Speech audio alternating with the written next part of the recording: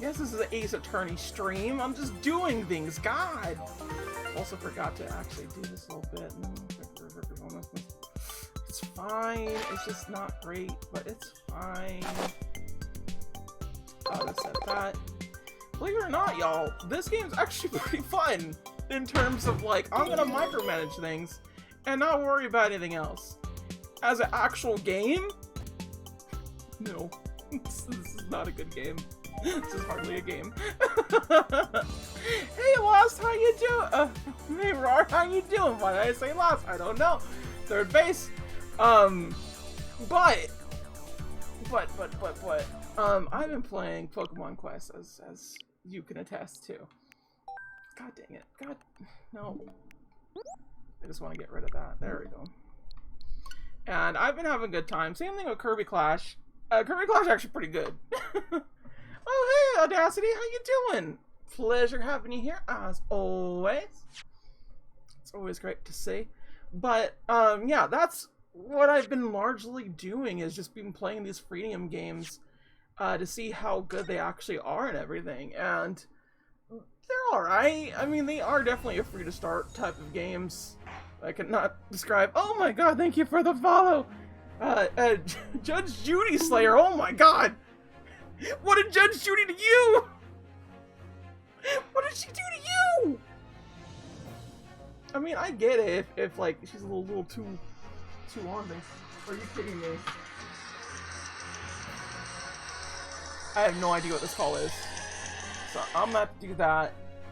The person that was supposed to meet me was at 5, and they're calling me at like 5:15 or whatever. Some jazz like that. I don't know. I don't know why this place is calling me. Car warranty. Only Judge can Judy can Judy. I read that wrong. Only Judy can judge me. Freaking. Regardless, as I was trying to state, heard someone called Judge Judy a gilf. She is a gilf, babe. Babe, she's a gilf. Look, I personally do not fantasize about Judge Judy, but there's plenty of people that do. And if you were like alive in the 90s proper with no internet, she was kind of hot. Like, I don't know what else to tell you on that end. Like, it's just a weird 90s thing to happen. Only Judge can Judy me too. Fucking, yeah. Accidental stuff for sure. But thank you, babe. I'm glad to see that you're here. Rar, thank you for showing up, as well as you two, Judge Judy Slayer. And Audacity. It's a pleasure having you all right here right now. That's pretty awesome. Especially considering that I started out the whole entire stream with Pokemon Quest, but whatever. As for what has been happening with this, I want my bonk. You did bonk me! You bonked me good! It wasn't nice. I don't like being bonked. Only 90 kids remember Judge Judy fantasies. Honestly, that kind of is, yeah. That's kind of a 90s kid thing specifically. Suffice to say, we've been helping out Edgar Allan Poe ass motherfucker, and everyone's like, he did it! And like, this married couple's like, he did it, because we found books. And we're like, but what? Books? So, here we go. Okay. That's twice now. It's over. Oh, who's told me don't give up? Miss Susato? Have you forgotten? The battle isn't over yet. You're not suggesting. Of course. The defense has the right to another sub-mason examination at this point. You can still convince the jurors to change their minds. You have one more chance. So we got change minds again. BRB not using Google at all. Oh my god. I have more work crap tonight though, so if I have to vanish, So if I have vanished, I have to talk to parents. Ooh, I'm sorry to hear that, Rar. Especially considering what you might have to be talking to them about. Which is something that I really consider just empathy on that end. My lord, The defense asked for to exercise its right to a summonation examination. I believe you still have tricks up your sleeve. I don't intend to trick anybody. I intend to uncover the truth. This guy's such a fucking nerd. This is no time to be downcast. As long as there's a chance, I had to stay strong and determined. Are you fucking kidding with this shit? Fucking! I edited it and boom, bada bing! Boom, bada bing right there. How long was it? How long? 5 minutes? 5 minutes more? It wasn't even 5 actual minutes.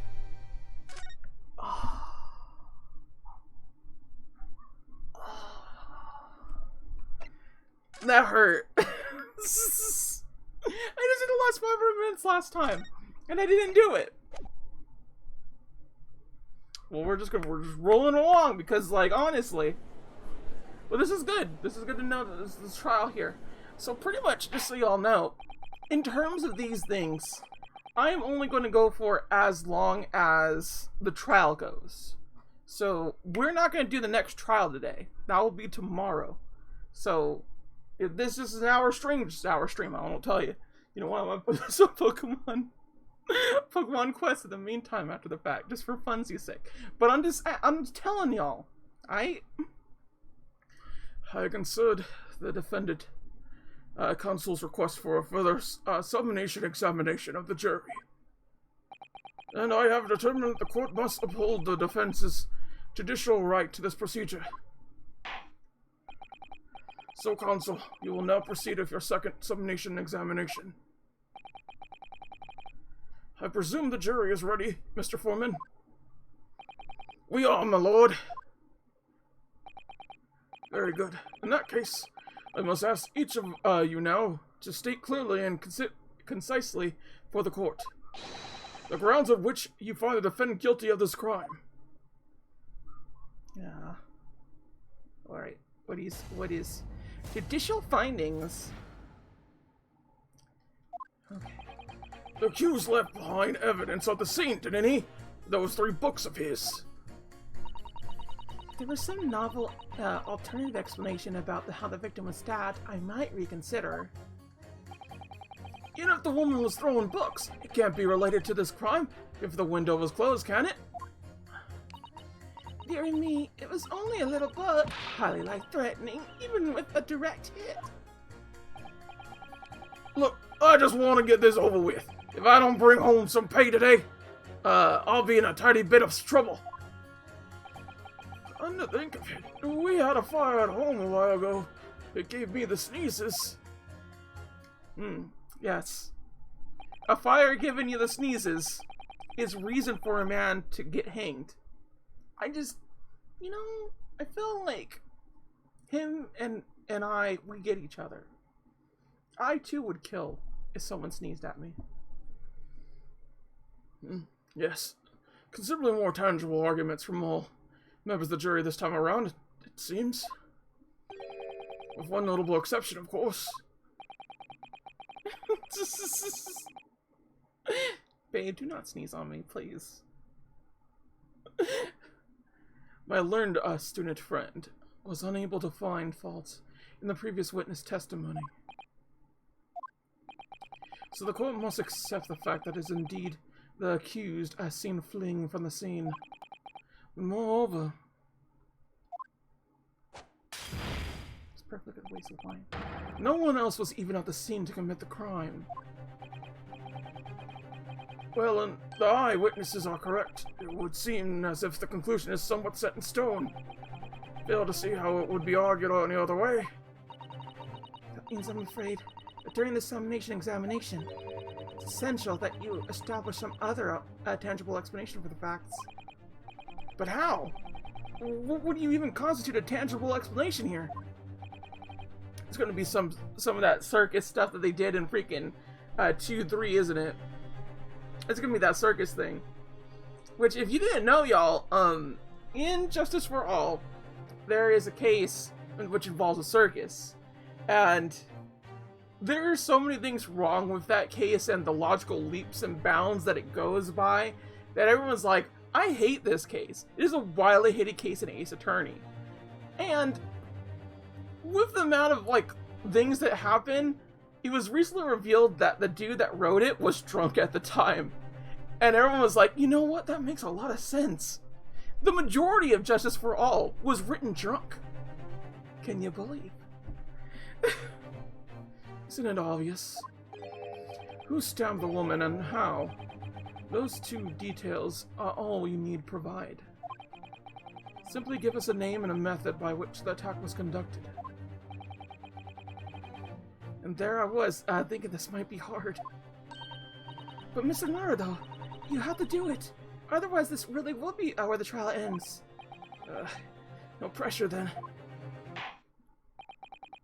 It's quite enough ramble. Proceed with the summonation examination, please. I presume you're prepared, Counsel. But yes, my lord. Alright, Renosuke. Focus your mind now. That's what I do. What are the key to this summonation examination? It's going to be juror number 4, the maid. Or should I say Miss Grimble. We have a book that disappeared from the Gribbons' house on the evening of the incident. And the 4th book found in the victim's hand. There must be a way to link the two.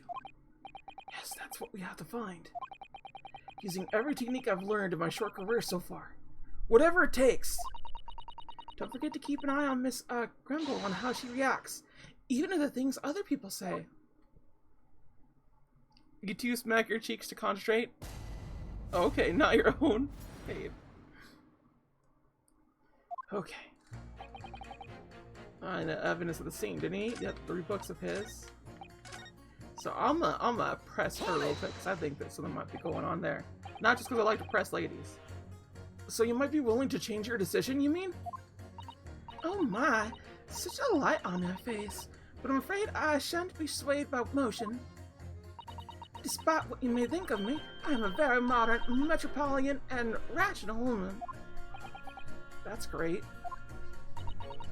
If one reads the morning papers, it's all forgotten by tea time, isn't it? So why read them in the first place? You see, modern, metropolitan, and rational thinking, wouldn't you say? Not at all extreme. As I see, overwhelming a suspicious Japanese man has been implicated by overwhelmingly strong testimony. So despite 1 or 2 minor puzzlements, I do declare that the man is overwhelmingly guilty. Modern, metropolitan, and rational logic, wouldn't you say? Overwhelmingly? But us modern gals are always delighted to embrace new fads, you know? So I'd be only too happy to consider exciting new theory if you could come up with one. I'd be happy to do that too, if only I could. Let's do our very best not to disappoint the modern and metropolitan young lady. Right. Bloody, I'm an irrational there. Yeah. It can't be related to the crime scene. Can it? Can it though? What about the possibility that the window was open? What about it? I mean, there's just no way it could have done none. Oh, what was freaking? Can you believe this? On my phone, it has a little thing right there. The notification is for a game that I played one time. I constantly get notifications for it. I'm just like, please. Also, I should probably just dooch. There you go. Now it's silent. How can you be so sure? Gay ads background. Yeah, that's us. No, it's ads. I'm advertising you, babe. The prosecution fella over there said it earlier, didn't he? Winters in London are no joke. You don't want to invite that sort of cold indoors. So no, the window wasn't open. Us Londoners like sitting by the fire and staying warm, see? But you couldn't categorically state that the window wasn't open, could you? It just wasn't. They wouldn't have opened it. Then what's the point in even having windows, huh? Counsel, you will kindly refrain from childish bickering. Me? Oh, sorry. Somehow I need to show there's an undeniable possibility that the window was open. Because this young man isn't going to bulge otherwise. Okay. So she's the key to all this. Hold it! But the little book was on fire at the time, was it not? With flames of love, I'll have you know. There's really no such thing as a loving, incendiary bomb. Really? Like, none? Babe, give me a loving incendiary bomb. I want that. Please.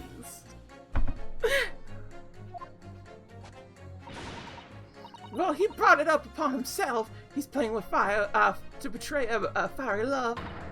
Isn't it? Well, don't you agree? A love Molotov, thank you, babe. Oh, well, any kind of betrayal is certainly a bad thing, yes? But I think the argument might have arisen out of your misunderstanding, Miss Gerben. Never you mind that. The point is, we were just having a juvenile little dispute, nothing more. She keeps like grabbing, and I won't have any more of those suggestions that it was anything whatsoever to do with this crime.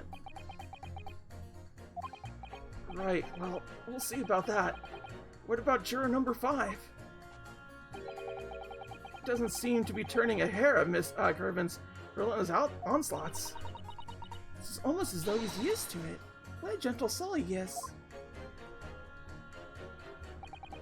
Okay. So we gotta press him too. I think the first dude is the only one we can't persuade. You just want to get this over with? How can you sit there and say something like that? A man's future is at stake here. Well, him and me both then. Well, I said before. What? I told you already. I'm a day laborer, ain't I? If I don't bring home some readies with me tonight, you'll find me floating face down in the dams tomorrow morning.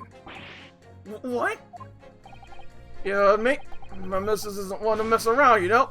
She can be a fist. Leave you and me. There it is. A stake is at stake, right? Another shining example of marital bliss, then. Situation like this cropped up the other day. It was, well, do you know, it's funny, but I can't quite remember. Sorry? It was too frightening, that's the thing. I must have blocked it out. Helpful. I wonder if Miss, Betty will ever be, dragged into the Thames by a scarf. Don't even go there, Mrs. Sato. There must be some way to jog his memory about this.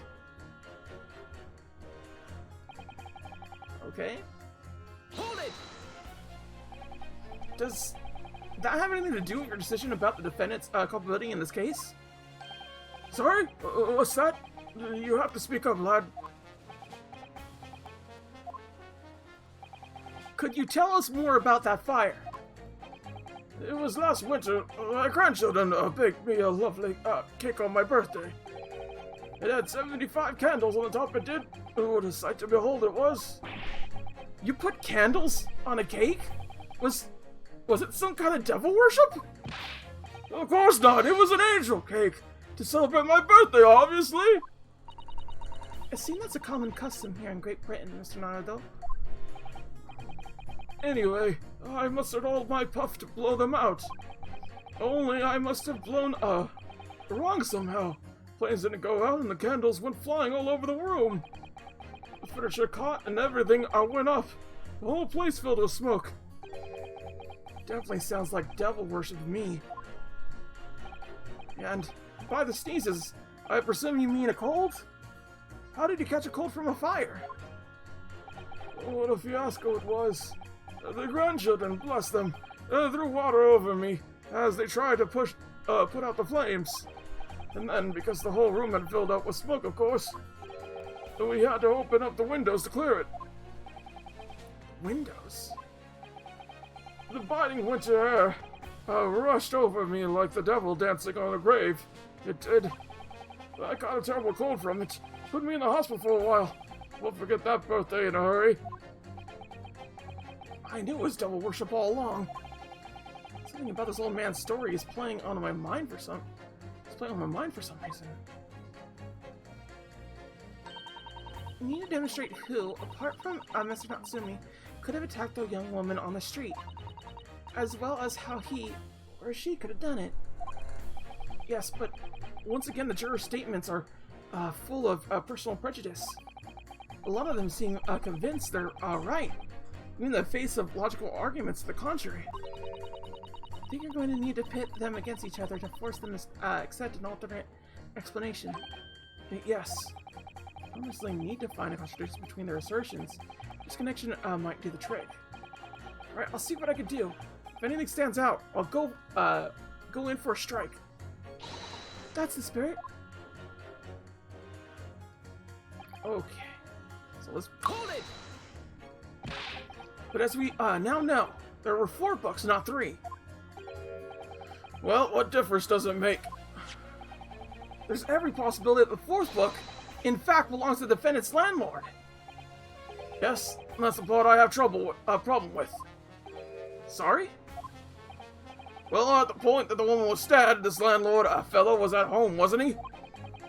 Enjoying a fire scrap with his wife or something, you know, you said? It's not exactly how I put it, no. Well, anyway, the point is, the fellow and his wife were somewhere else when it happened. I think that's what you call a strong alibi. So it couldn't have been the landlord who did it, which only leaves the Nipponese fellow. Honestly, I can't see what this bailiff's Bolivar's about. It's a done deal, isn't it? I suppose it is. So no, witty, nothing. I have nothing witty left to say. Okay. You know what? We may be able to pit this.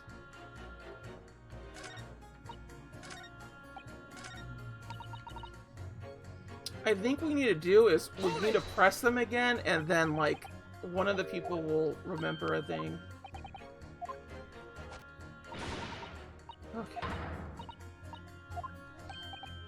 Thankfully, they do, like, it's super noticeable. I thought for sure. Yeah, he doesn't seem to be turning hair. Yeah, yep. Dang it. The window was open because of the fire, babe. Oh! Winter houses' fires are dire. You have to open windows to clear the smoke. Oh! Yeah, he actually changed his system. I don't even know.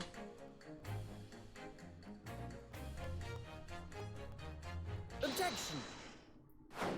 Damn, babe. You got it spot on. These 2 jurors' statements clearly contradict one another. They do? What exactly? How exactly, Consul? Don't point at me again. I told you it wasn't me. Oh, what's that you say? Speak up, lad. Speak up. Juror number 3. Do you see? Oh, me? See. See what, sir? Did you hear juror number 6's account of his birthday celebrations last year? It seems, despite being a Londoner, he once opened his window in the middle of winter. Well, yes, of course. Because it was an emergency. I mean, obviously, if the room was filled with smoke from fire, then you'd be mad not to open the... Oh! Exactly. On the day in question, at the time of the incident, there was a fire in the Gribbon household. And Mr. Gribbon had the following to say about it. The whole place filled with smoke. Oh my. Oh. On my hat. Excuse me. Juror number 4, do you have something to say about that?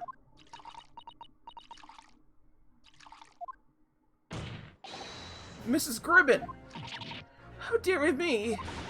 What is the meaning of this? How dare you imply I'm hiding, who I really am? It's imperative that you confirm something for the court. So please, it's time to drop the pretense. Now. What is it? When the fire started in your house that day, did you or your husband open the window? What? I beg your pardon? What are you insinuating? The room would have been thick with smoke after the carpet and a bookcase caught fire as they did. A situation like that, it's inconceivable that you wouldn't have opened the window. And what if we did? Oh, alright then. Yes, you're right. My husband was factorly trying to open the window. Which can't be been easy since I continue to give him a justly deserved book battering. Even though your house is on fire?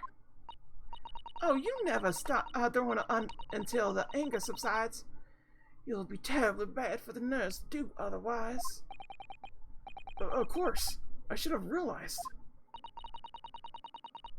You're so taking a step forward, Mr. Nardo. You managed to establish the window was open. We simply must have that added to Mrs. Gribbon's formal statement.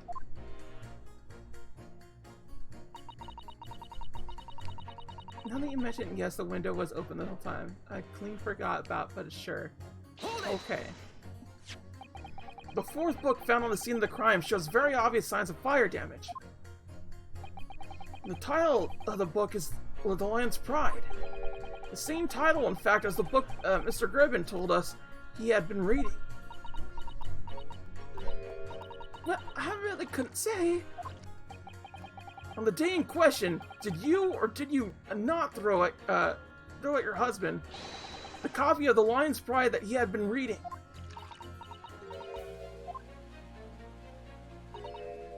I did. It was the first time I could lay my hands on. The first thing I laid my hands on, so I hurled it straight at him. But now you come to mention it, yes. He was rather enjoying reading it, you're right. Why do you not reveal this information to the court from the outset? Because I couldn't, you insolent little man. I didn't remember. Times like that, you pick up and throw whatever you can lay your hands on, as well as you know. I really don't. I barely noticed I was throwing a book, much less the title of it. Oh my god. This is a chain reaction, a crazy contraption. It's fun attraction, it's a summation examination. Not quite as catchy of ringtone as Master, but you know what I'm saying. Oh. What is it, juror number 5? You know something? I remember what it was. That memory I blocked out. You was listening to what this granny was saying. I brought it all flooding back. Who you calling granny, you cheeky devil? I'm Miss Gribbon, or the maid. I'll have you know. Man doesn't even flinch. Please tell me that's not because he's so used to being hit all the time. It was about 2 weeks ago now. I just got back home from work, like. Put my hand in my pocket for the wages I just earned that day.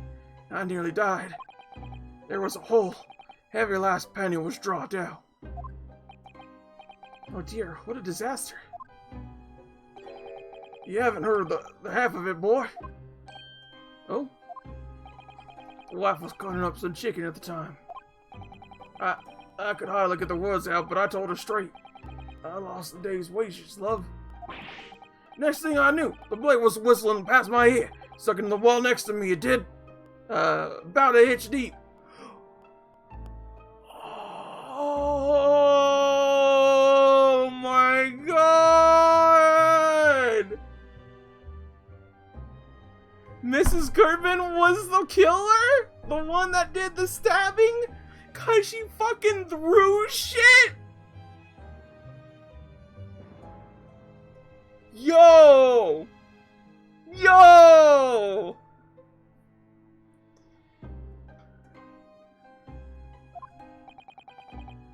Right? That's cool as hell! No words, just terror. I could smell it then, you know? God-awful stench of thems. I was sure I was going to end up face down in the muddy banks that night, I could tell you. Now, that's a real disaster, isn't it? Also get this man to domestic abuse counselor. Legitimately? Legitimately. Like,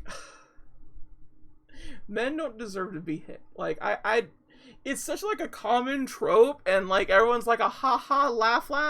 And like, I'm not a fan of men, but like, they don't deserve to be hit. And like, if your partner is constantly hitting you, this is problem.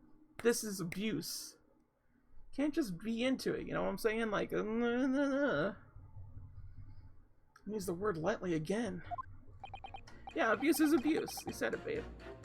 And the point I'm trying to make is this.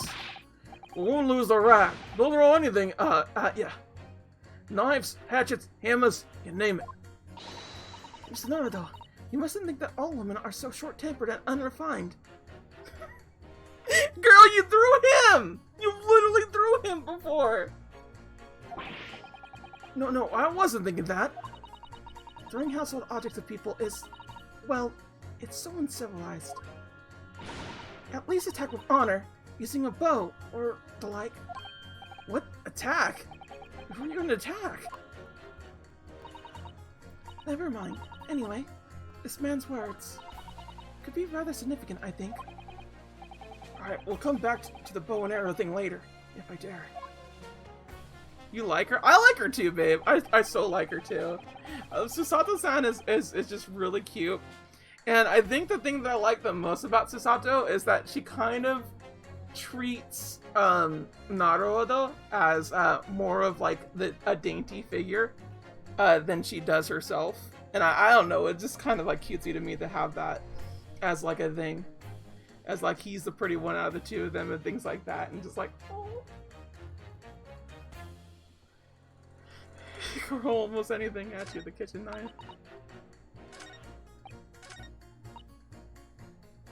There's some novel explanation about how the victim was stabbed. I might reconsider. Boom! Objection! These two statements clearly have a deeply significant connection. Good grief, you mean they don't contradict each other? Explain, counsel, at once. Juror number 2. Do you think perhaps that this could be such a novel alteration? Oh my, what do you mean? An alternative explanation as to how the victim was stabbed in the back. What are you talking about? We demonstrated that the fourth book, The Lion's Pride, that was found at the scene of the crime, originated in Mr. Gerbin's room on the top floor of his house. Therefore, it's equally possible that some other objects beside the book could have found its way from the Gerbin household to the street below. Huh? Well, what's up now? After all, Mrs. Gerbin could have thrown any number of different objects at her husband. Isn't that right, juror number 4? What are you considering now, you little beanpole? I'm beginning to think that ever since the true origins of this book came to light, I actually had a feeling this might be what happened. Now you listen here, you Easton Gallet. As a foreman of this jury, I demand a straight answer. You give us the yarn about some other object making its way out of the house, but what was it? I'm really taking a big gamble here. That was a bold accusation to make, but I haven't had any real evidence to back it up. I'm certain that at the very least this warrants further investigation. A knife? No, a wife. Alright, Mr. Foreman. I'll try to explain the defendant's theory. The other object that found its way from the Gerbin household to the scene of the crime was a jackknife.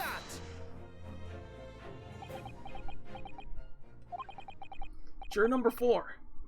Mrs. Gerbin? What? What now? I must apologize in advance for this. But I need you to confirm something else for the court. This knife. Have you ever seen this knife before? Good lord, counsel. What on earth are you doing? That's the weapon that was lodged on the victim's back, man.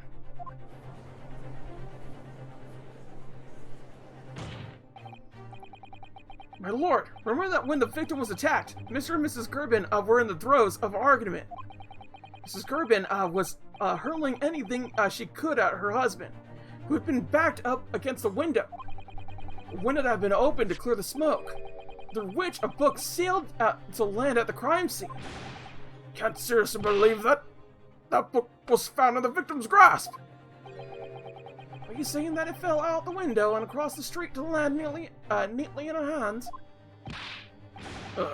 Even my missus ain't got an aim like that. Yes, I admit, there are many details we don't know, we don't yet understand. But that's the point. That's precisely why we must not allow this trial to end. Not right now. Oh my. Mrs. Gerben, your answer, please. Have you seen this night before or not?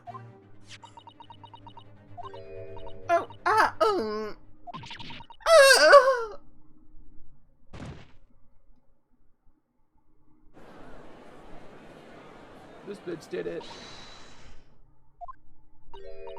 I wish to change my decision. I'm going to my word after all. Thank you, madam. Yes, I agree.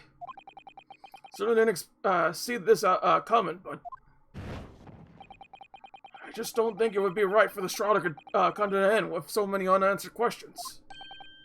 Mr. Foreman? I'd have to agree. Not that I think the granny did it, mind. Yes, you know what? I'm not quite happy about this at the moment either. All together now, ladies and gents. Oh, the old man didn't get it. The old man does he know where he's at? Does he know? We did it! Oh, congratulations, Mr. Nardo. So as a result of the defendant's summation examination, the number of jurors' leanings have changed. 2 jurors called guilty against 4 now calling innocent. Accordingly, the opinion of this court is divided. This trial will continue. Here we go again.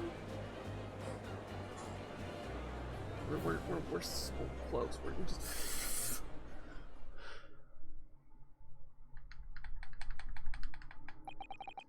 Now then, Lord Van Zieks, how does the prosecution wish to proceed?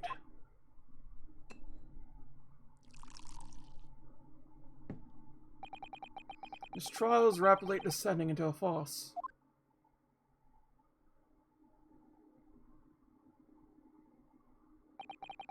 Like a cold wine, the very few sips are bitter enough. They're just wasting wine. But what follows is so repugnant, it's good for nothing to save for the gutter. If I may, Lord Van Zieks, the defense has just put forward a credible alternative explanation for what happened. Credible? Is that your concerned opinion, Mr. Foreman? The defense's argument's a joke to which I barely know how to respond. But let me start by insisting. Then you must all familiarize yourself better with the relative positions of those places being discussed. What do you mean by that? It's English this time. It should already be more than apparent that between the crime scene and the Gerben household runs a far wide street, Rim Road. Which means the distance from the Gerben's house to the scene is some, 15 yards. Let me see. 15 yards. That's another 14 meters. 14 meters? Oh, that's a little further than I imagined.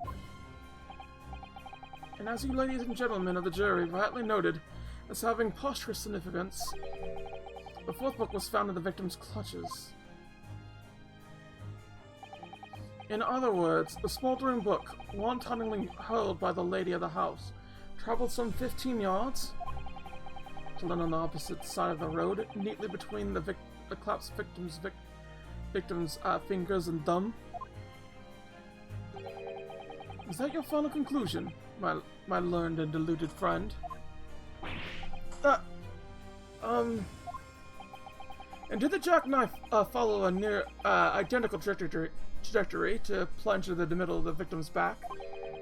This fantasy is somewhat stretching the notion of having a bad day for the victim, I think. Even those pathetic serialized detective stories have more believable plots. The book landed, victim picked it up, and then jackknife landed. Yep, I was gonna mention that, babe. I was literally gonna mention that's what happened, because it makes the most sense. Having another person doesn't, so this is what we're leading up to. This is what the finale will be. There's nothing I could say to that. The prosecutor, loves the sound of his own voice. Mrs. Otto? Serialized detective stories are pathetic, are they? How dare he? Maybe. Let's pick our battles here. My lord, might I be allowed to speak? As judicial assistant, you may speak for the defense, yes? Go ahead. The prosecution may consider the idea a fantasy, but what the defense was postulated was believable enough to persuade the jury to change its leaning. And as such, the court has a duty to explore this alternative explanation as thoroughly as possible. To that end, juror number 4, Miss Jonah Gerben, must be called to testify and submit to cross-examination. Saints alive! Cross-examination of a juror? I like how they were still up there. Order. Well, this is highly irregular. It's unprecedented for a member of the jury to be summoned to be the witness stand. Objection!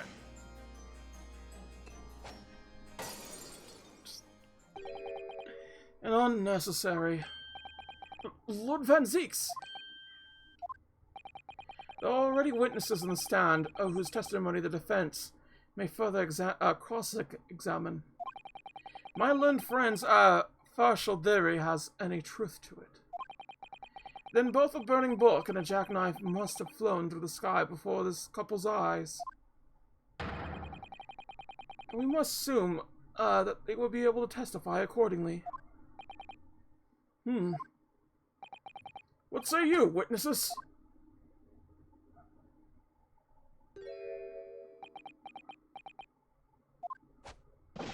Yes, sir. Constable Roll Beat, reporting for duty, sir. Well, good morning, officer. Sorry for dozing until now.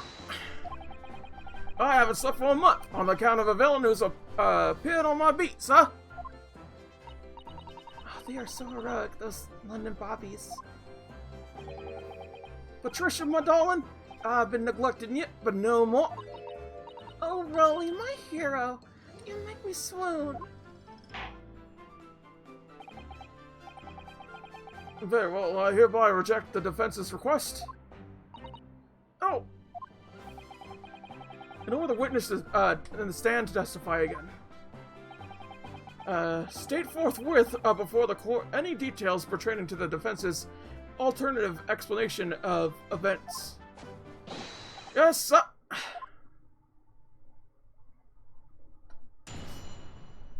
Something smells like burning. This case has nothing to do with Mr. and Mrs. Gribben.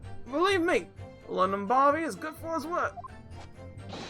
You see, sir, the windows on the top floor of Gribben House are top-hinged caslets.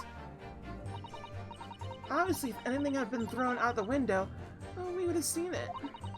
I did leave the scene to go and fetch help, but my trusty Rolly was there to make sure nothing was disturbed. Just the burned book, baby. I didn't take my eyes off the crime scene for one moment. Sir, nothing strange to report on that front, sir. This is quite startling. Top-hinged casement or windows. That detail is known in the police report, Constable. Yes, sorry about that. Must have been a little drowsy. Can I excuse your sins for drowsiness every time, Constable? No, sir! Sorry, but... what exactly is a top-hinged casement window? And you cannot excuse your arrogance with such trite remarks, my learned friend. Of course, sorry. I found it, Mr. Naruto. Cast your mind back to the windows in Mr. and Mrs. Kevin's room. Alright, I'll try. So the window opens in order to allow air circulation inside the house. But as it's a top hinge casement window, it swings open along the upper edge, you see?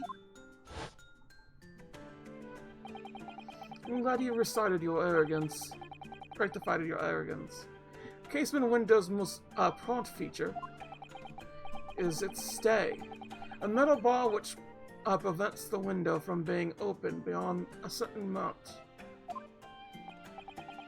It prevents it opening? It's all news to me. Absolutely correct, sir. In other words, if a book or knife would have been thrown through the open window, it would have collided against the pane and fallen straight down to the pavement below. No. You see the problem then? Good. Your education in Windows is complete. There was never any possibility of either the book or the knife traveling 15 yards over the road. That is, unless the window pane has been shattered. Something we've discounted already. That can't be! Did you see that, Rolly? The young Japanese man just collapsed in agony. Oh yes, my darling. I saw it. I saw how it crumpled before me. Oh, Rolly. It's so strong. How is this happening? I haven't even started the cross-examination yet, and already my argument's been destroyed. Counsel, if you could drag yourself upright again, the court awaits your cross-examination. My lord! Oh, good. Another desperate situation. We get through this. We can all get through this together.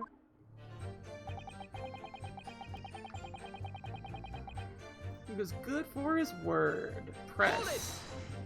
How good is your word? How can you say that for certain? Very good question, sir. The answer is this. It has the noble founding principles of the force written on it and a reminder to all us policemen of our sworn duty. He showed us that before, didn't he? Did he? I can't say I remember. To patrol the streets of London town and uphold the peace of the common man, it's what the job's all about. This is why I could stand here today beside my long-suffering wife. I tell you a Bob is good for his word. While rubbing my tired eyes, admittedly. Sup? Oh, Rolly, you're so manly. Of course I am, my darling Patricia. Oh, Pat. Oh, Rolly. No, none of this is what I meant. I meant, how can you say for certain that this case has nothing to do with Sir and Mrs. Gargan? Oh, I see, sir. You should have said so earlier, sir. Officer Twink and gets pegged. Rolly is such a weak. Oh my god. I don't think so. I think it's very much like she's top for sure, but I don't think he gets pegged. I just don't see that being the case. It's more of a like she's more of the aggressor, but she likes to play into it, you know, with other things. Yes. Yes, well, so could you answer the question? It's a waste of time then. Absolutely, sir. I will answer to the fullest of my ability, sir. There's a surprising reason why Mr. and Mrs. Garvin domestic dispute can't be related to this case. Before I get to that, sir, there's one thing. But he wants to get pegged. I don't know about that. Finger play. I'll say finger play. You know, just a nice little shock to the system. Yes. I very much like you and all the countrymen to understand the great British institution of Scotland Yard. So I hope you'll take back some tales of us London bobbies and how we uphold our garden principles. There we go, right? Wasn't planning on going back just yet.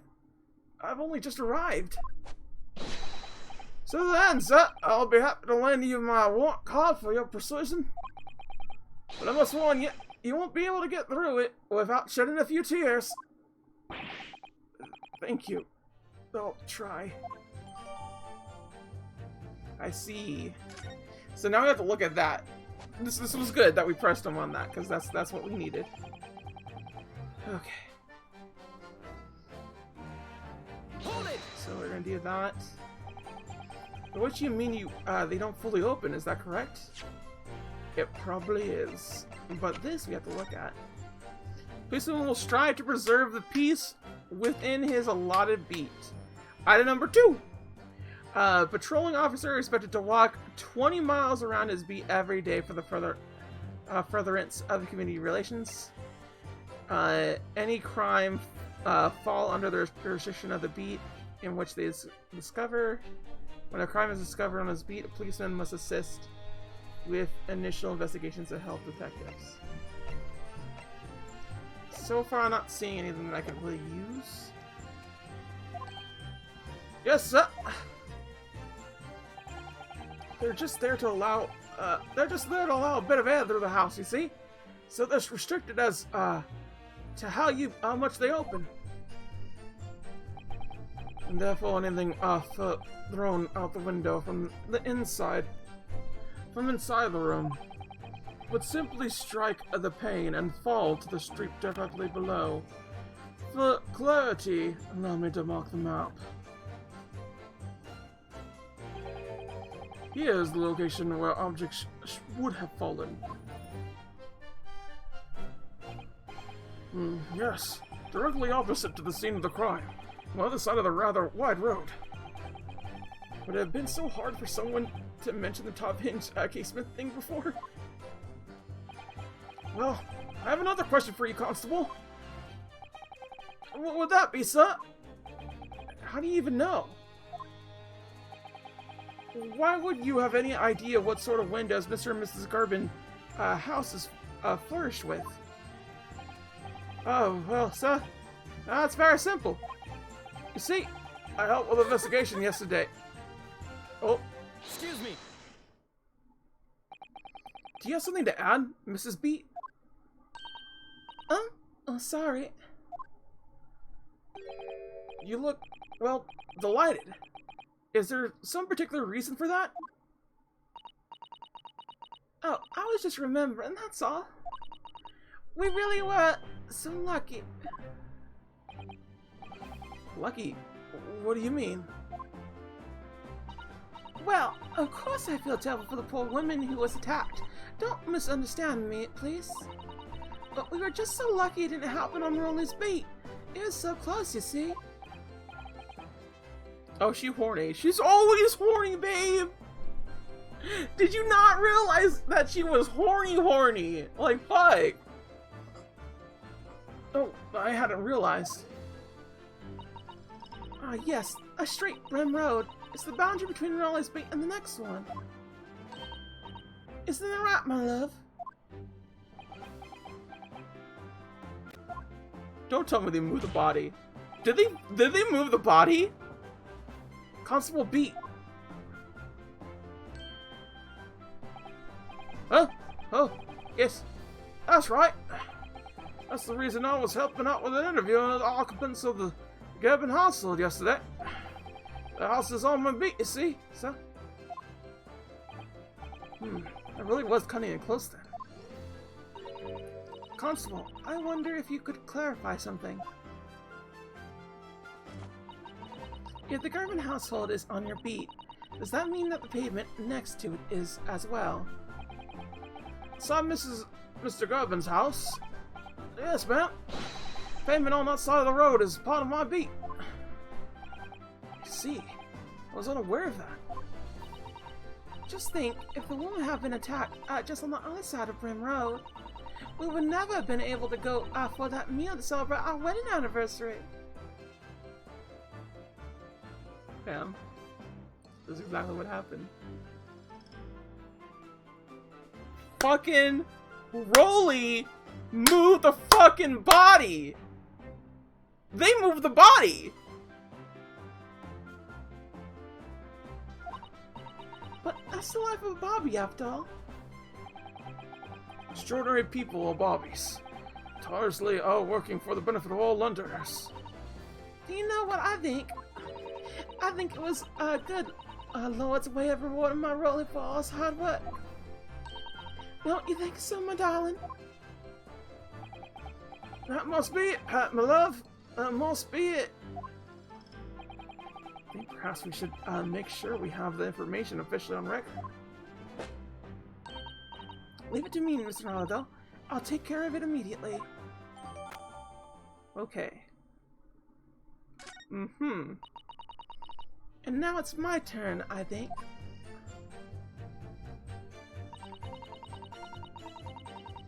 We would have seen it. We need to press that. Corruption in the police system? No, there couldn't be. Obviously not. I should know. My dad's a police officer. He would never do anything bad. No, sir. But according to my notes, here, the sun had gone down already, and it was dark.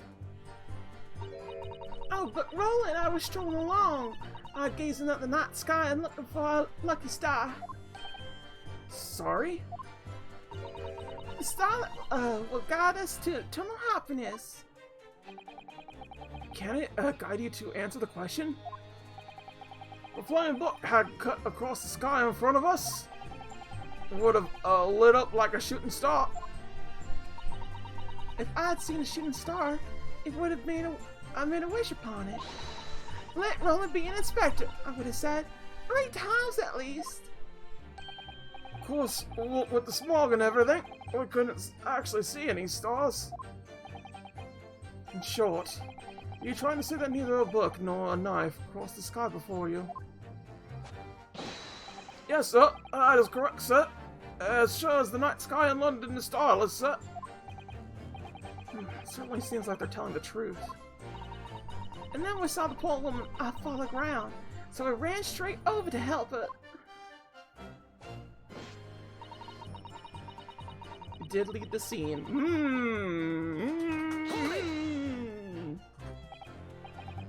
Yes, you said that you went to a nearby police box to fetch another officer, is that right? That's right, yes. If I had been on Roller's beat, I would have known exactly where I was going, of course. Don't feel bad, my love. You can't be expected to know the location of every police spot on every beat. So really told me the way. Only, I sort of got a little lost on the way. Patricia, my darling, that's why I love you. Terrible sense of direction is bewitching to me. Oh my god. Fucking... Us, babe. I can't tell directions very well. Oh, please. So, I suppose I was gone for about 15 minutes. But like I said, my ruler was at the scene the whole time, making sure nothing was disturbed. I was off duty at the time, of course, but a true Bobby is never really off duty, sir. Didn't take my eye off the crime scene for one moment, sir. Other report on the front, sir. Hold it! I just don't know how to make it go like, I moved the body, you know? Nothing to report. That's correct, sir. I had my eyes wide open the entire time. I will look for a second. No one else approached the scene. Nothing was removed from it. But it was moved. I can swear to that on the gods. Honest, sir. Really? That seems a little strange. Beg your pardon, sir. Strange, sir. Seems altogether regular to me. This burnt copy of the Lion Prides was originally in the Corbin household. So the question remains, how did it find its way into the hand of the victim? Can you shed any light on that, seeing as you were on the scene of the crime the entire time?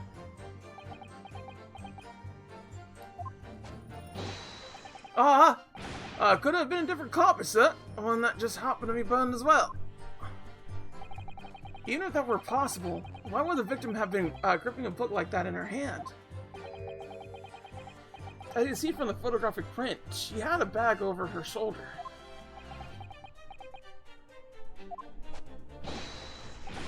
Well, sir, the book was in the lady's hand from the moment we arrived at the scene. Is that so? There's something about this statement that's not sitting right. Two mysteries of how the knife ended up in her back, and how the book ended up in her hand. There must be some common thread between them. Oh, there is. Can I ask you something? Please, Mr. Lawyer, sir? Oh, yes, of course. What is it? You're down on us, aren't you? I could tell. What? I wasn't really, I mean... What's she doing? Please, just because I'm a woman, it doesn't make my testimony any less valuable. You might just see me as a lawful policeman, but I'm a woman of my word. I am. I feel like she's gonna get nasty with Rolly. I feel like she's one of those bitches that, like, behind closed doors is real aggressive and aggro. You know what I'm saying? I really don't remember ever suggesting that I doubted you. No excuses. I don't want to hear it. My voice will be heard. My lord, you'll let me speak, won't you? Yes, Miss B. And I will allow you to supplement your testimony if you so desire.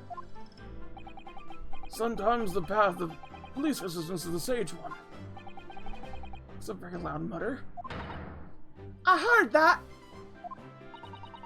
That Japanese man thinks a policeman's wife's word counts for nothing, does he? Well, watch out, sir. I might have let you get away with something like that, but my Rolly won't. Duly noted, Mrs. Abed.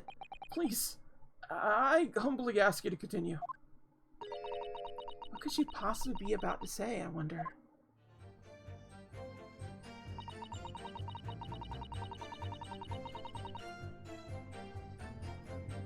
My sense of direction is a little bit off sometimes. Rolly moved it. Rolly fucking moved that shit. Rolly moved it! Hold it! Miss B, nobody's questioning what you told us. I saw it, I did. That even I saw it clearly. That little Eastern man with the whiskers and the funny curved back, singling away from the scene. And I know what I didn't see as well. I didn't see any flaming bucks or knives flying through the sky. All very clear. You also mentioned something about having a poor sense of direction? Oh, yes, well, that's still embarrassing, really. I'm always ending up in the wrong place when I've made arrangements to meet Rolly. He gets ever so cross. Excuse me. Constable Pete, is there a problem?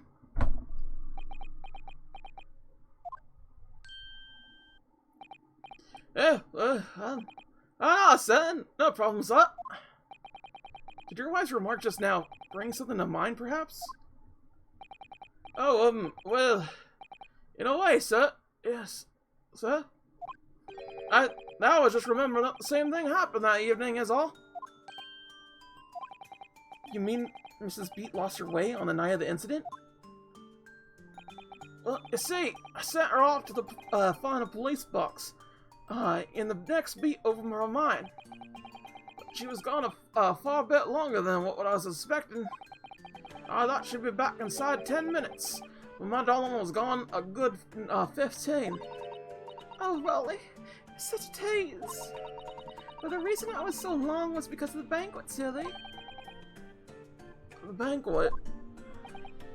Sorry, what banquet are you talking about?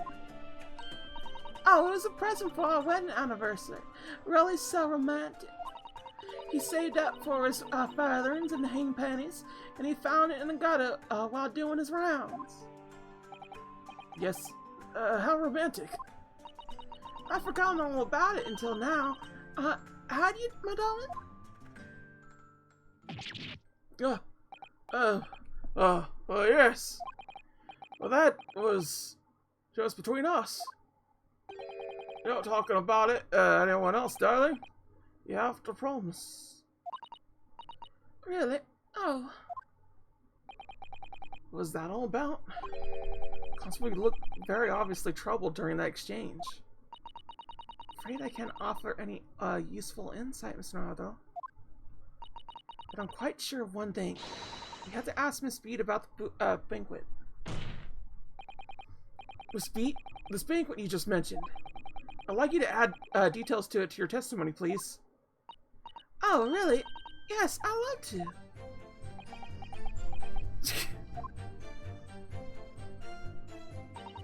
What happened was I dropped my bouquet. It was bouquet, not banquet. It was bouquet, not banquet.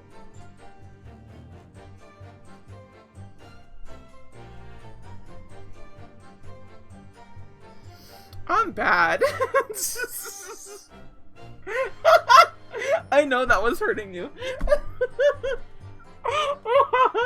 It hurt me too. I took psychic damage from that. Hold it! This is really hurting me. Babe, it hurt me.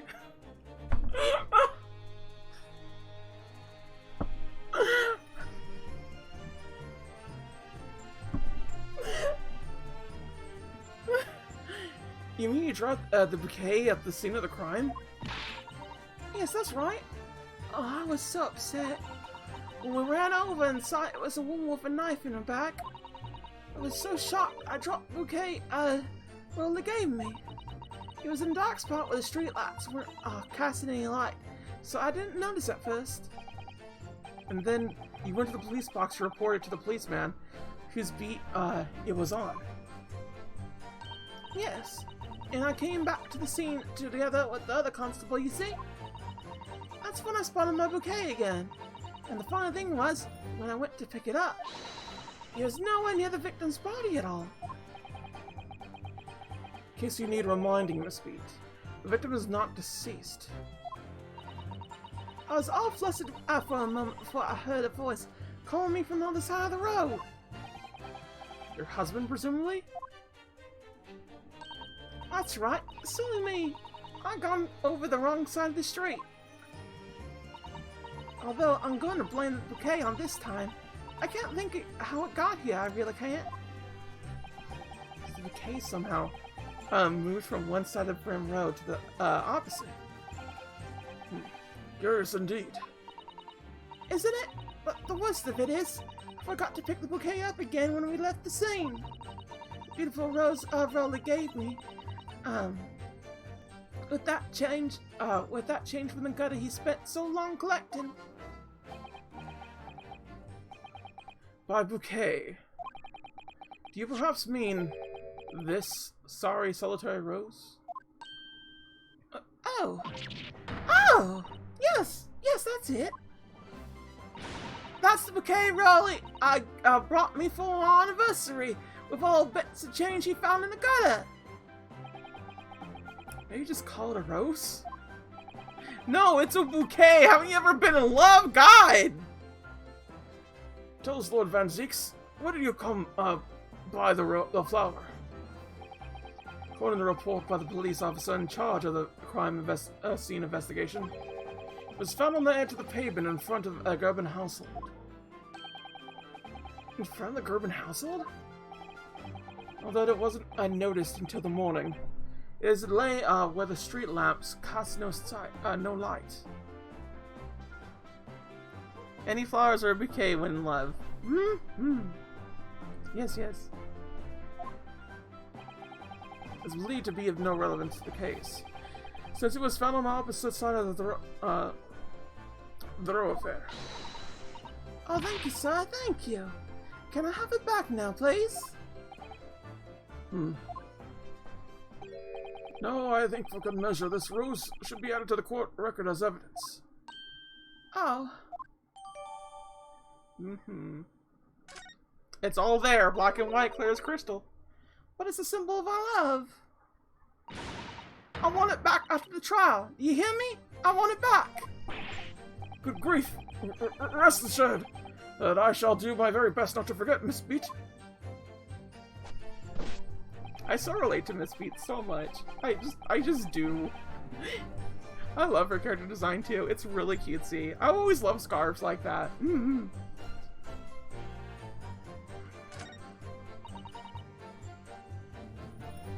And ended up losing her way. Off the crime scene for one moment and said nothing to report.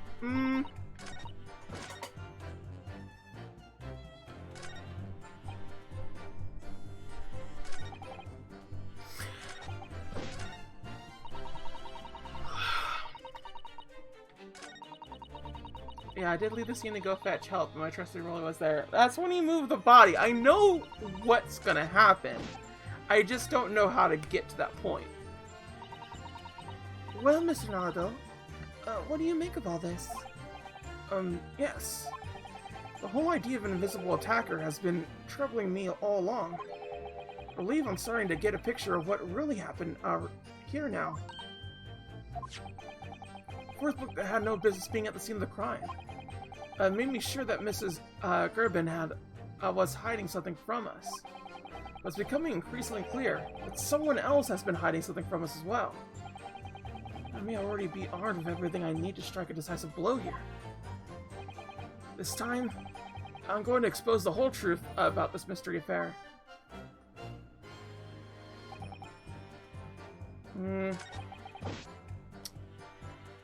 This is the thing that I hate, is that I can't exactly go looking.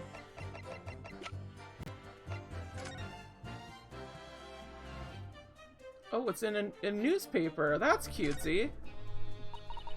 An English rose. It's such a beautiful flower. Ah, this is a rose, is it? Never seen one before. You're not taking any interest in flowers, Mr. Naruto. I wouldn't say that exactly, but I know 3 types at least. Gosh, 3? Yes, plum blossom, peach blossom, and cherry blossom. Perhaps you should consider branching out, learning some that aren't fruit tree based, for example.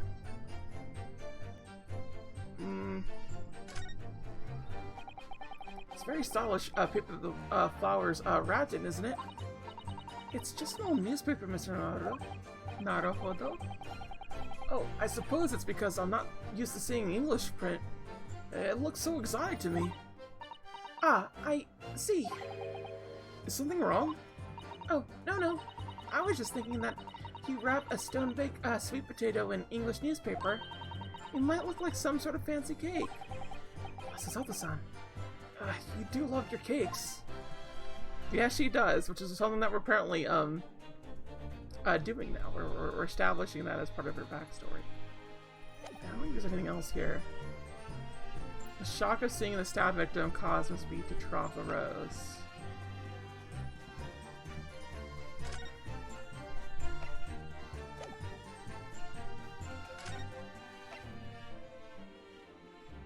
Policeman must assist with initial investigations and help detectives. I don't think that's... Their top hinges, obviously, if anything had been thrown out the window, we would have seen it. You don't really need to see that part, you just need to see, like, the other thing. I just don't know where to press. That's the thing. I dropped my bouquet and ended up losing my way for a while. Go and fetch help. Well, my trusty really was there to make sure nothing was disturbed.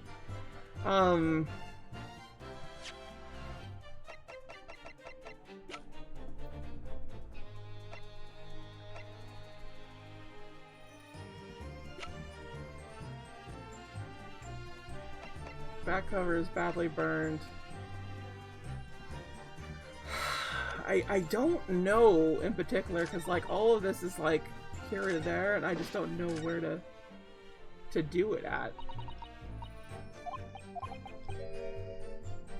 The whole idea of invisible attacker has been troubling me all along, but I believe I'm getting the picture of what really happened now. No business being there. Someone else has been hiding something from us. Maybe it's the first part where they don't have anything to do with this. Has nothing to do with Mr. and Mrs. Gervin. Bobby is good on his word.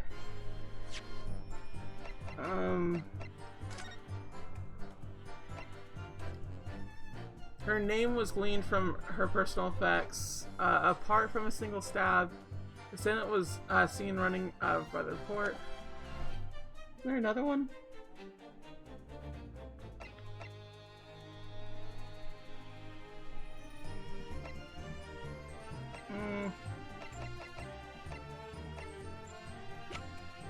What would I press with?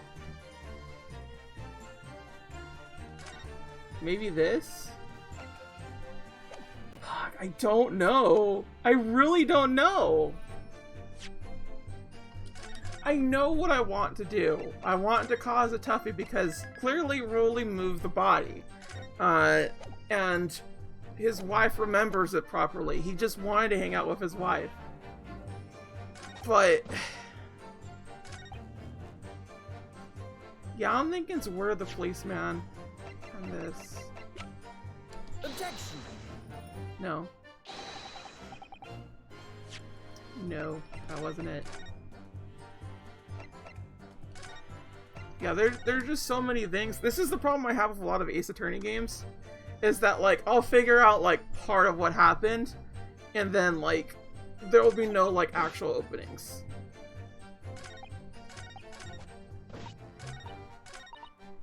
You know what might be good is that if we press it, because there doesn't seem to be any opening for evidence.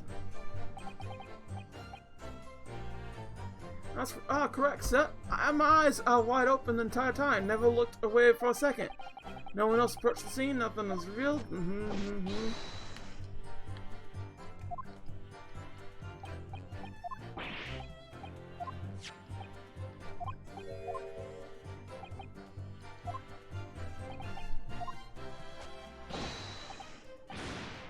No, it's not a different copy. The warrant card or something with the anniversary? Mayhaps.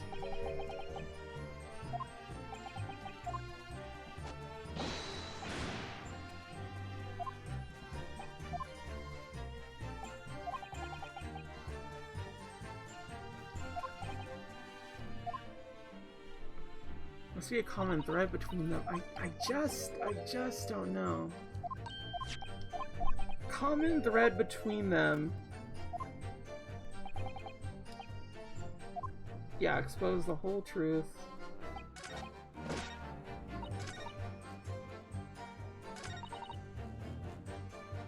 Gives him away for a while.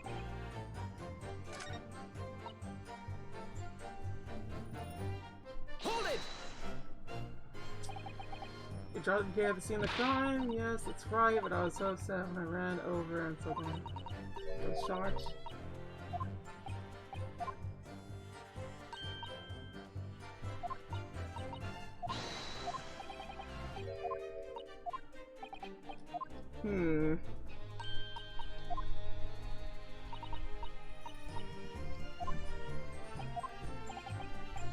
Said something about the bouquet.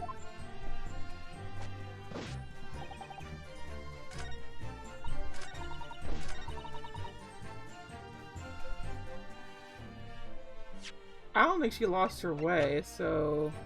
Objection! Nope, that wasn't it either. That wasn't it either. What could it be? What could actually be the thing that triggers it? Or the thing that I trigger it with?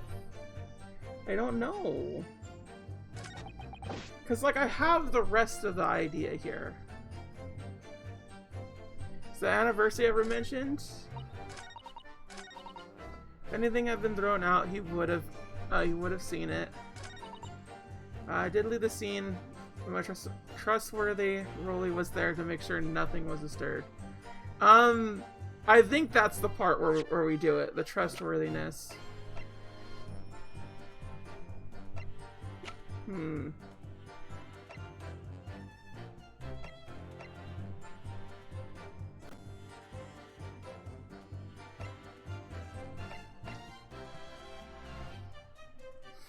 Was found lies just outside a Constable beat.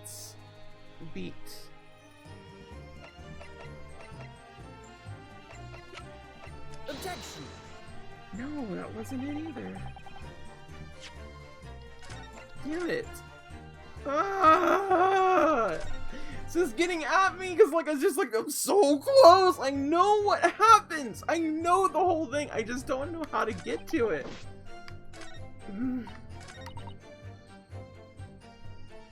Do that with the rose. Objection! No, the rose is the same thing. So it's not that. Because I know he's not trustworthy. I get that. We got that end right there.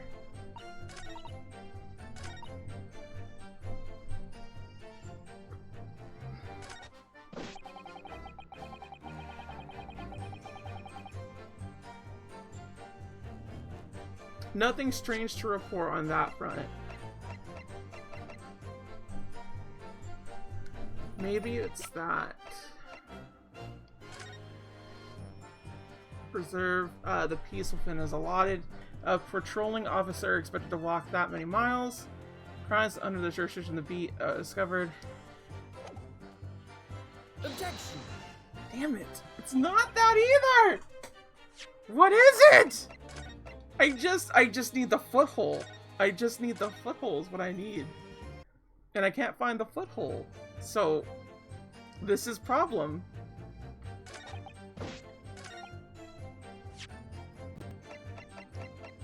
Objection!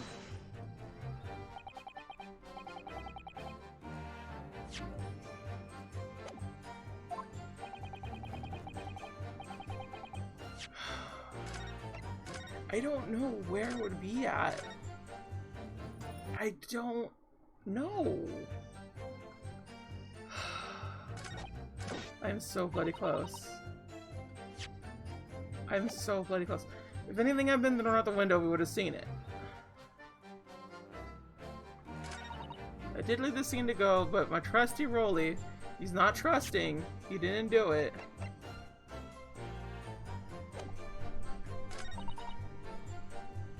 I ended up losing my way after a while, but she didn't. She didn't lose her way. She was exactly on the correct area. Which they must adhere. This found lies just outside Constable Beats, the border of which runs down the middle of...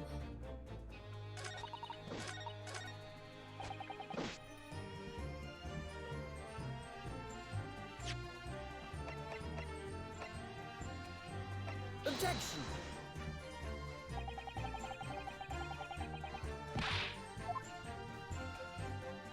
See, that's the thing about that sucks a lot, is that just there's a lot of like little differences that could be made. Her talking about the cake with the map? Yeah, that might actually work.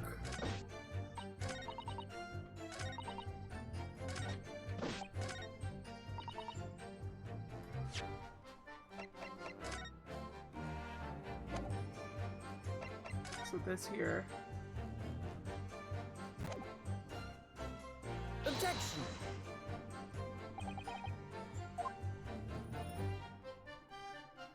I don't know. I don't know what it is. I don't know. Why don't I know? What if we get his... We'll press his last statement. Hold it! Because I just don't know the evidence I need or the thing I actually presented against.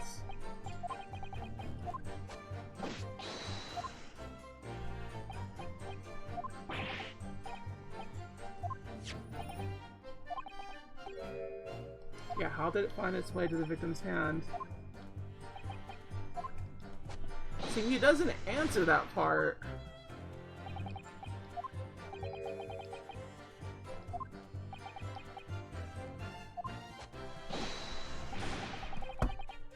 Oh, we arrived at the scene.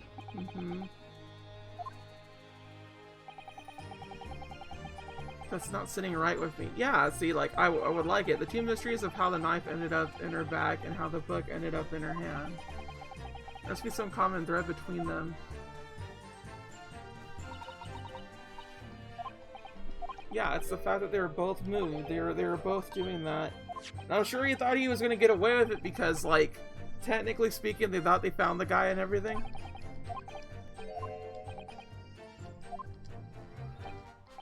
I think we moved the book. I think we used the book.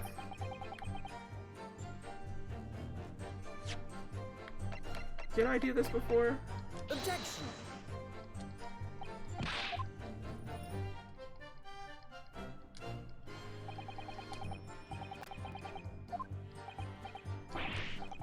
There's something striking about it, okay.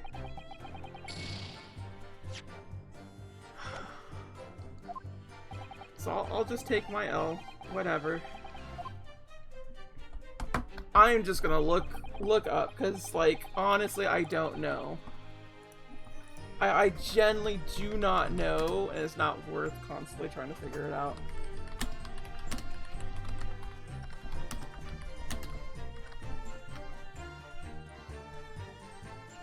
There we go.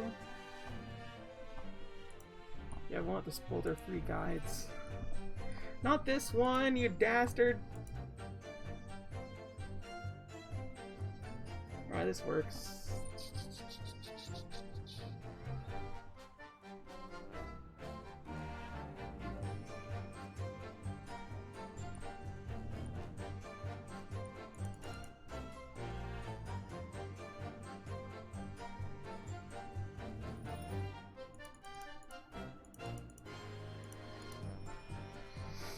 Okay. Press testimony 5. I'm guessing that's what it is. Press testimony 5. So let's do that. 1, 2, 3, 4, 5. Hold it! You mean you dropped the bouquet at the scene of the crime? Yes, that's right. I was so upset when we ran over and saw it was a woman with a knife in her back. I was so shocked. I dropped the bouquet Roller gave me. It was in a dark spot where the street lights were casting a light, so I didn't notice at first. And then he went to the police box to report to the policeman whose beat it was on. Yes, and I came back to the scene together with the constable, you see. That's when I spotted my bouquet again. But the funny thing was, when I picked it up, there's nowhere near the victim's body at all.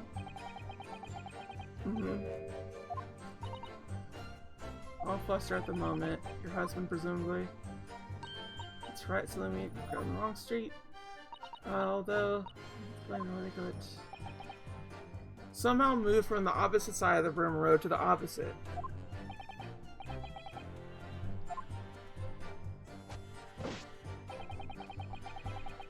So what do I do after that? Because that's what... On testimony 6. You put the flower against it. That's what it was.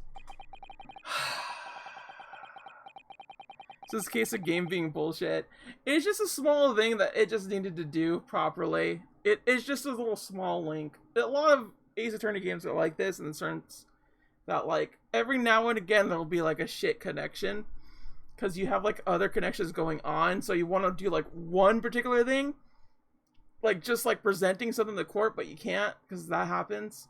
But I should be good now. I only needed that one time. And it being case 4 that I had to actually look up a guide, pretty good. I think this is the first I've ever gotten an Ace Attorney game not having to do that. You claim Constable there was nothing to report. In the 15 or so minutes you were guarding the scene. That cannot be.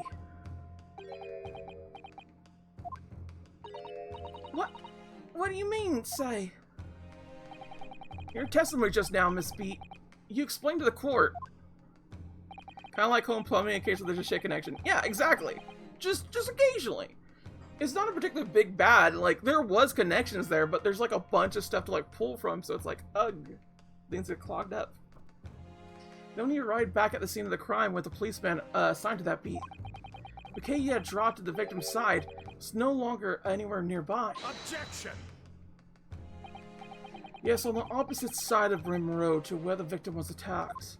But considering the size of the major bouquet, a single sorry bloom can be so described. No doubt it was blown to the wind across the street, back in the gutter where it belongs.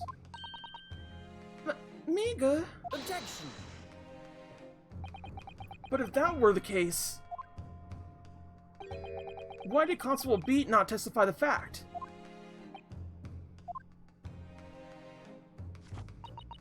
No one else approached the scene, and nothing was removed from it. Constable Beat swore to that in Scotland Yard's honor. But the bouquet belonged to me.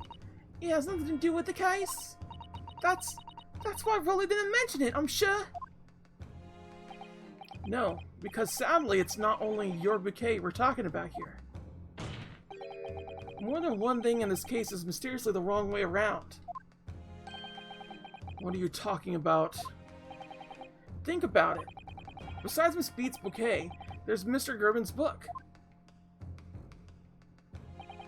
Mr. Gerben's copy of The Lion's Pride, which was thrown out the window by his wife. Would have struck the pane of the casement window and landed here, on the west side of the street. And yet, it was actually found here on the opposite side of the road, to the victim's hand. Meanwhile, according to the testimony we've heard, Mrs. Beat's bouquet should have been dropped here at the scene of the crime, on the east side of the street. But in fact, it was actually found here on the opposite side of the road, in front of Mr. and Mrs. Garben's house. There's no logical explanation for those things, unless somebody deliberately moved them.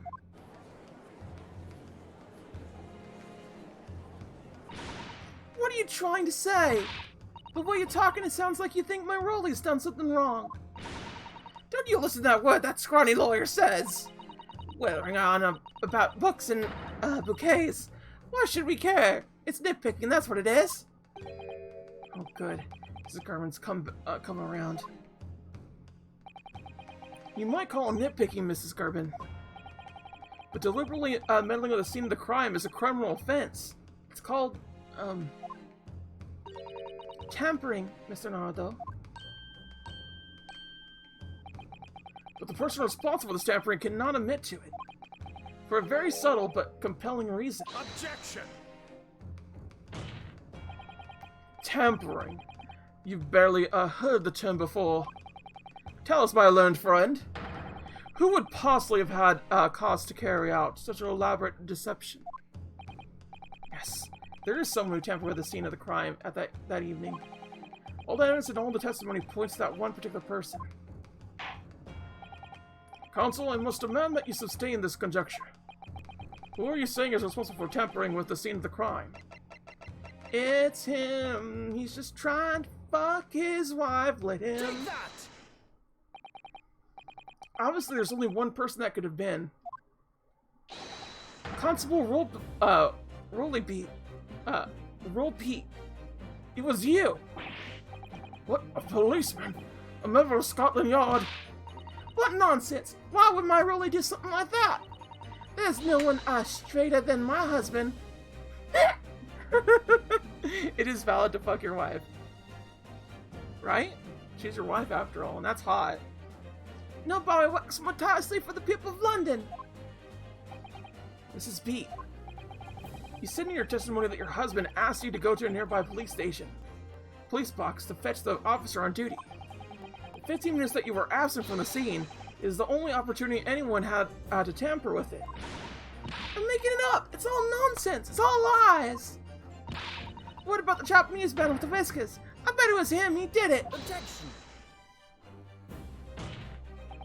If that was true, Constable Beat would have been would have seen him do it. Oh. Forgive me for pointing it out, but you dropped your bouquet, Miss Beat. It was after the defendant had fled the scene. Well... Objection! First you have accusations about the landlord and his wife, and now you incriminate a policeman as well. But your accusations lack one very important thing. Claim the crime scene was tampered with. But there's only one reason anyone would commit such a reckless crime. To hide something. That's right, he's right! Well, my husband and I just happened to just be there, that's all. So, why would we have anything to hide? It doesn't make sense. You've offered no motive for this alleged tampering. And until you do, the accusations are nothing but empty threats. Constable B had a very good reason for wanting to tamper with the scene of the crime. That's the key to this entire affair. Mr. Nardo, have you managed to solve this mystery? Counsel, you have made a very serious accusation against a London police officer. You're mistaken. I'm sure I need not point out that your reputation as a lawyer will be irrevocably damaged. With that stark warning in mind, you will now explain to the court the motive for this alleged tampering. Yes, my lord.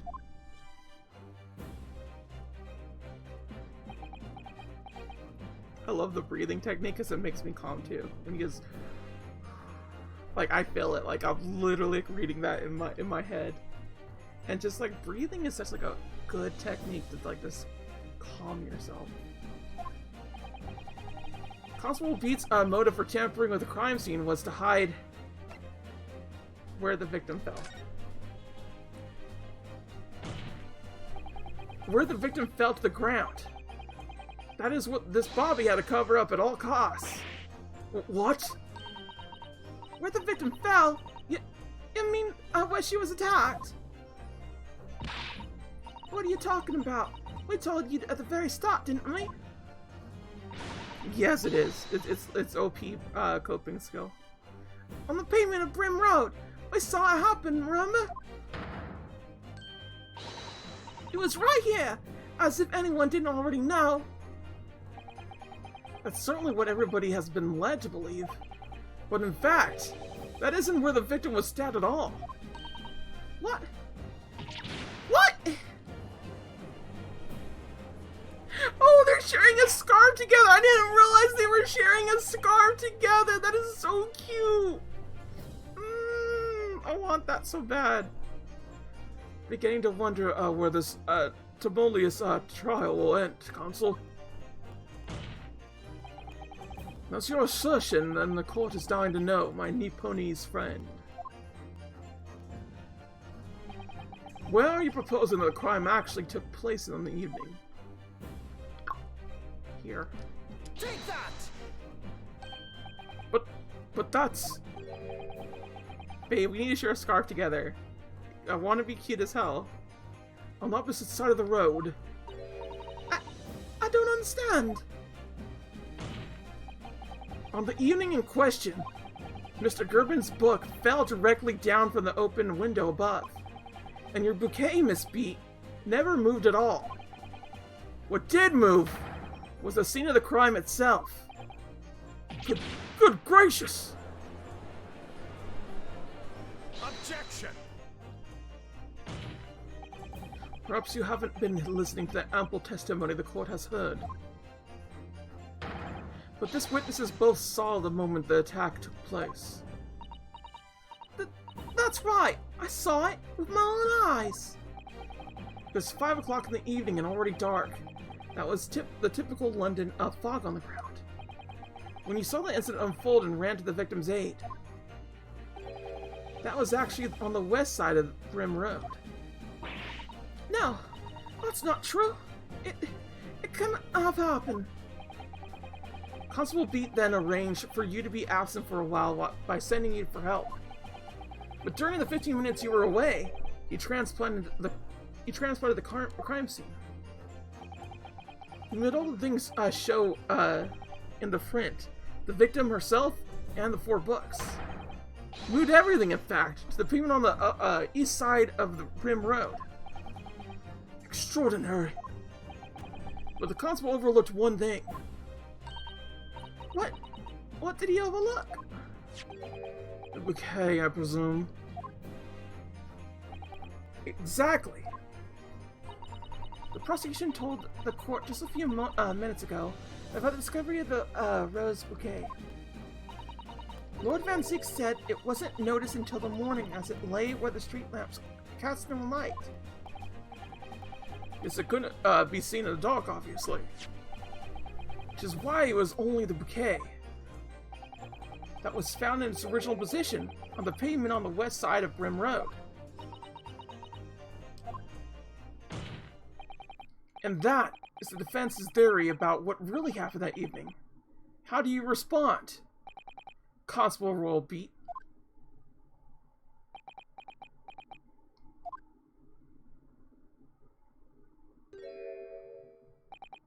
Well, I'm very sorry. Didn't mean to nod off again, and I haven't slept properly in a month. Did I miss anything important? Oh, Rolly. It isn't true, is it? What the lawyer said and is all lies, isn't it? I know it is, because you're the most upstanding and righteous man I know.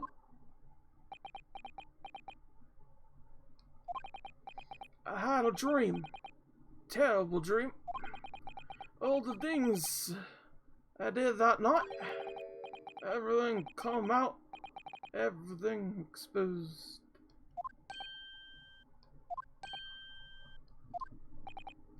Only it seems it wasn't a dream at all. Good golly!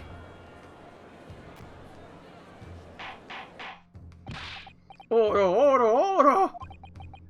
What on earth is the meaning of all this? Oh, Rolly, why? Why would you do something like this? Moving a corpse is a criminal offense, isn't it? She's still alive. Wishing the victim dead should be one too. Constable, explain yourself. Why would you do this? As a respectable member of Scotland Yard, your duty is to protect the good people of London Town. I can't say, sir. What? I really am ever so sorry about all this. For damaging the Yard's reputation. For everything. I have a possible explanation. For a while on a particular evening, Constable Beat felt compelled to move the scene of the crime. I can think of one reason. What? How could you possibly know? You, a foreigner, presuming to understand the mind of the Scotland Yard policeman. Yellow Van Zieks, it is this foreigner who has uncovered the startling truth of the matter thus far. I believe it would be beneficial to the court to hear this extraordinary young lawyer's theory. Counsel for the defense, if you please. Yes, my lord. Now then, I think you had better show us some evidence. At once, my lord. England, Japan. Makes no difference where you come from. Human emotions are the same. And I think I have a fairly good idea of the feelings behind the man's action. It gives away the motive for Constable Beat's unthinkable actions.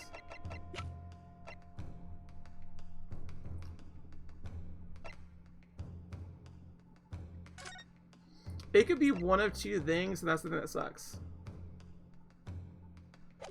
When a crime is discovered on his beat, I think it's the warrant card, because it makes the most sense that it has everything there. The book! Yeah, the warrant card. The book. The warrant card. Take that! I realize that I'm a foreigner in this land. I've only just arrived from Japan. The card, I mean. Yeah. Which is why this information about London's so-called bobbies is completely new to me. I've learned that, though honorable, patrolling the beat is the most demanding work in the world, for example. Keeping the peace, looking after the citizens is his beat, in all kinds of ways. There's no doubt that the young Bobby is charged with a great deal to do each day, certainly. For Constable Beat, the day in question was special. Special? How? On account of this bouquet, my lord. Oh yes! It was our very first wedding anniversary. Constable Beat had worked so hard to be able to afford this simple gift for his wife. He was so looking forward to taking her out for a celebratory meal. When he and Miss Beat stumbled upon a crime along Brim Road.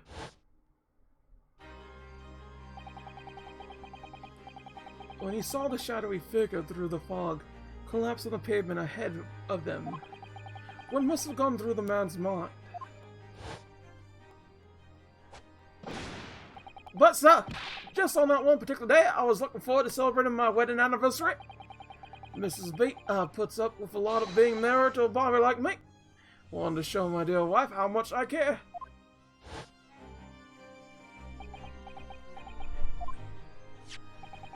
This is the warrant card that Constable Beat offered to lend to me earlier.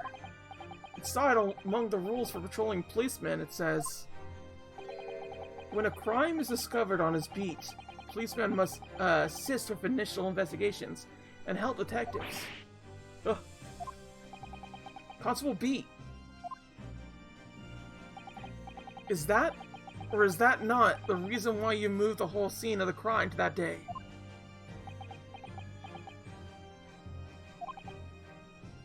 Yes. Everything you said, it's all right. So that's it.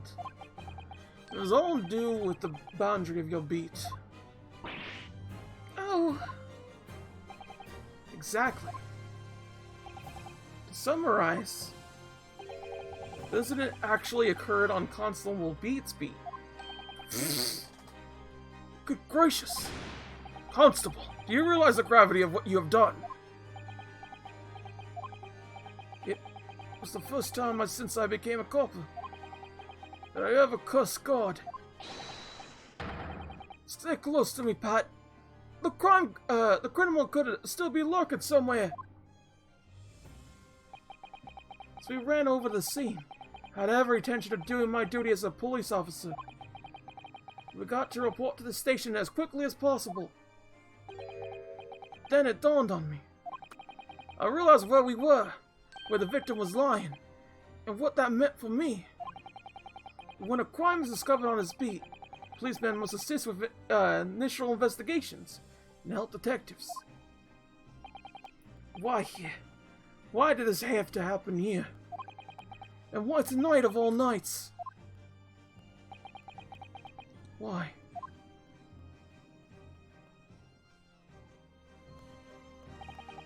It's a cop's job to guard the scene of the crime, so I told Pat she had to go to the nearest police box, fetch whoever was on duty there. It was then, when I opened my mouth to speak, it just came out. Couldn't believe the words that were coming out of my mouth either. This is, the next beat's of mine, Pat. So you have to go to the police box that covers it. Turn right along a Mrs. Street and then...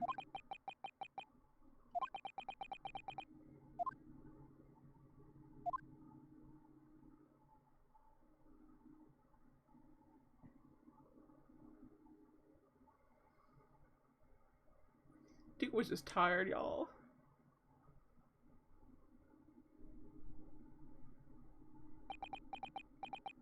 He just fucking love his wife. When you commit a crime because you love your wife, that's love story. That's the real love.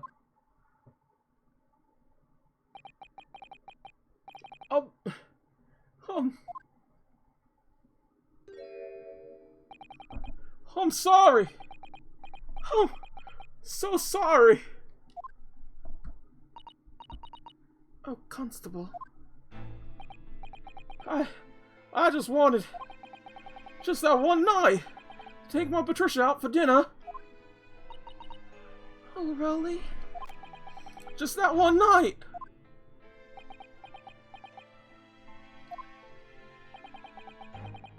You knew that the incident was on your beat. Your evening of celebration would be ruined.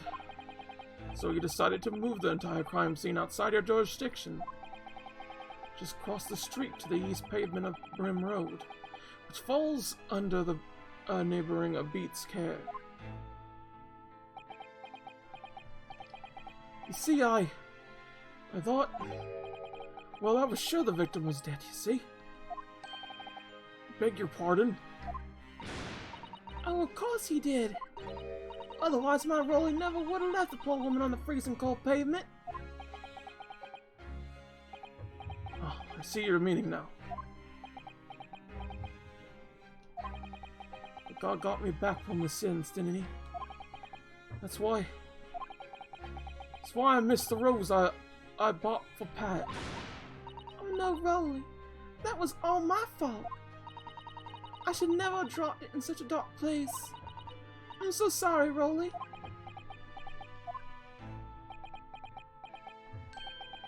Can you tell us, Constable? How many books did you move from the one side of the road to the other in total? 4 it was? Yes, sir. Definitely 4. 3 of them dropped by missing that semi. And the 4th being the one that fled from the window upstairs in the Gridman household, of course.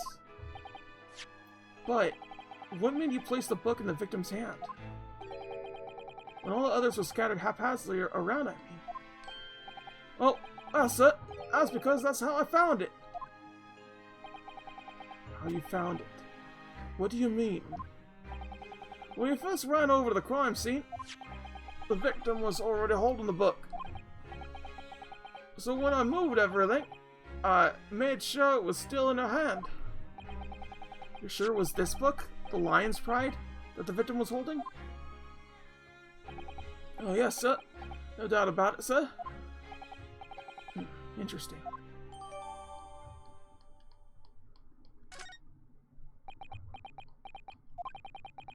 Thought it was open and shut case in the time, you see. There were only the 2 people at the scene. Pat and me both saw it happen. However, well, which way you look at it, it had to be the fella who run off who done it, I thought. Couldn't see the harm, really. Didn't think moving it all over the road would make a jot difference. I suppose this is it for me now. I've had it. My lord. Yes, Lord Van Zeeks. I believe that concludes the cross-examination of the witness.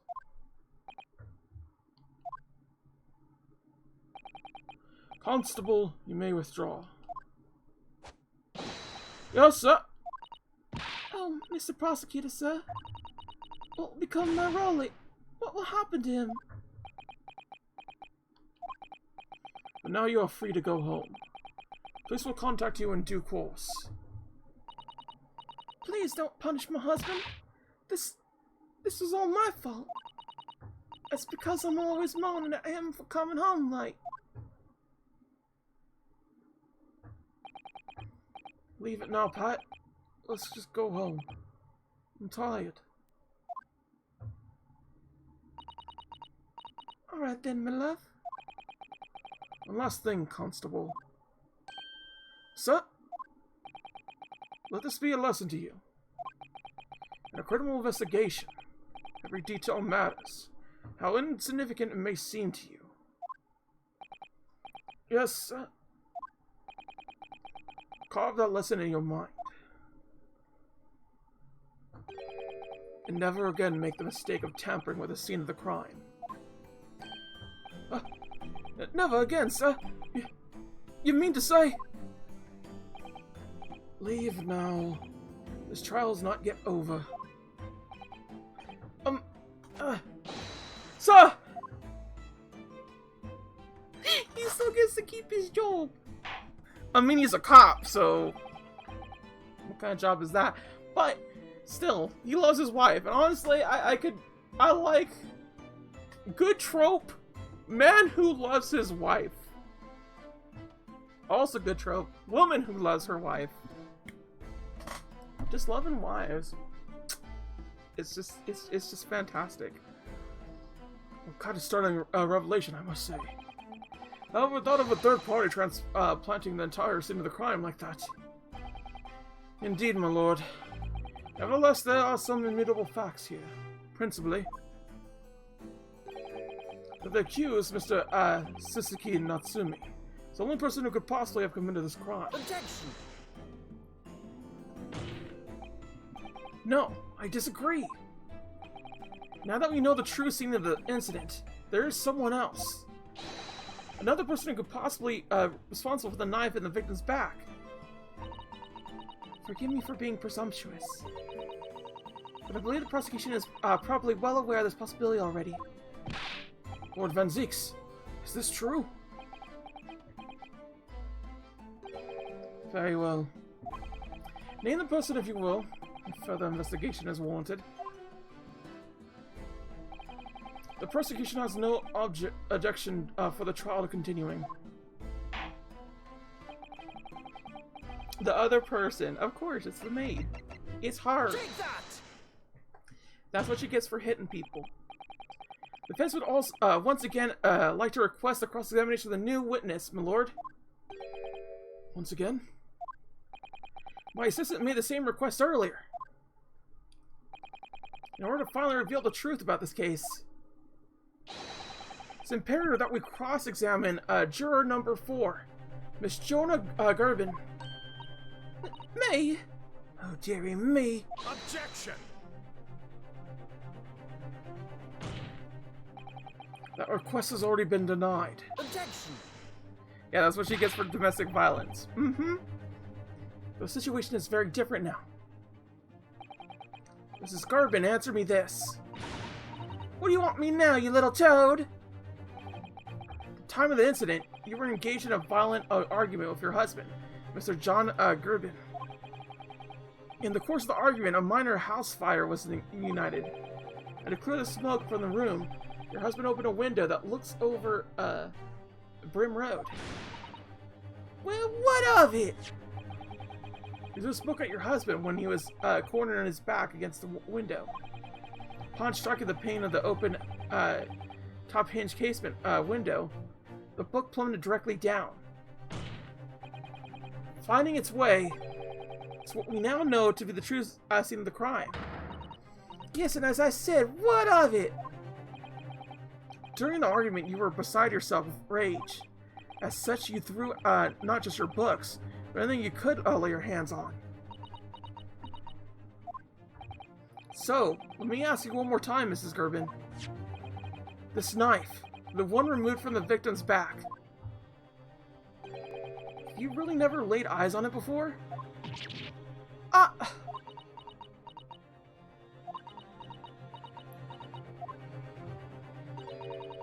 don't recall it. Seriously? Am I supposed to remember everything I pick up and threw at my husband? And anyway, the man over there, in all the reality, said members of the jury need to testify, didn't he? Conveniently, yes. Objection! No, I have no recollection of saying that at all. Number 4. Make no mistake, your jurors are no special in any way. You're not immune to the judicial process. Do you know something about this knife, madam? Will the truth come out? But that's just a common, garden knife. You, could have come from anywhere.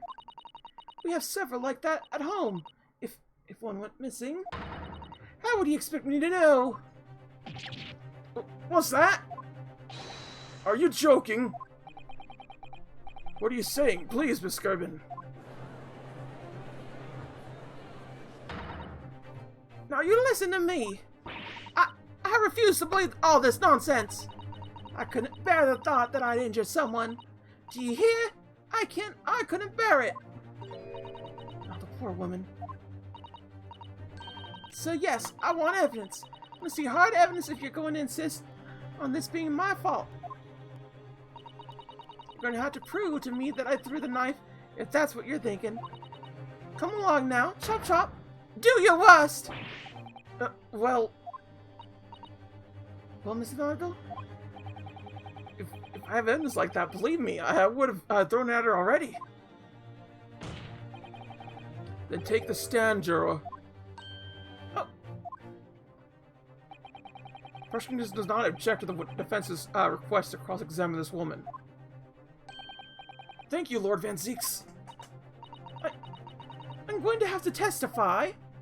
Testify. Juror number 4. So I'm sure you will appreciate having observed it with your own eyes today. Witness testimony can lead to the most extraordinary truths being unearthed. Truths of which the witnesses themselves may not even have been aware. Oh dearie me.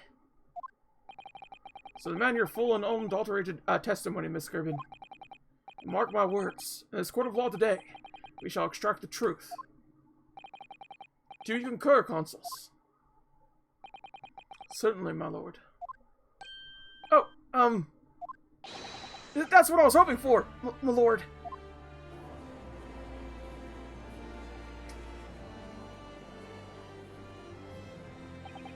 This is such a strange feeling. The first time since arriving in this country, it actually feels real.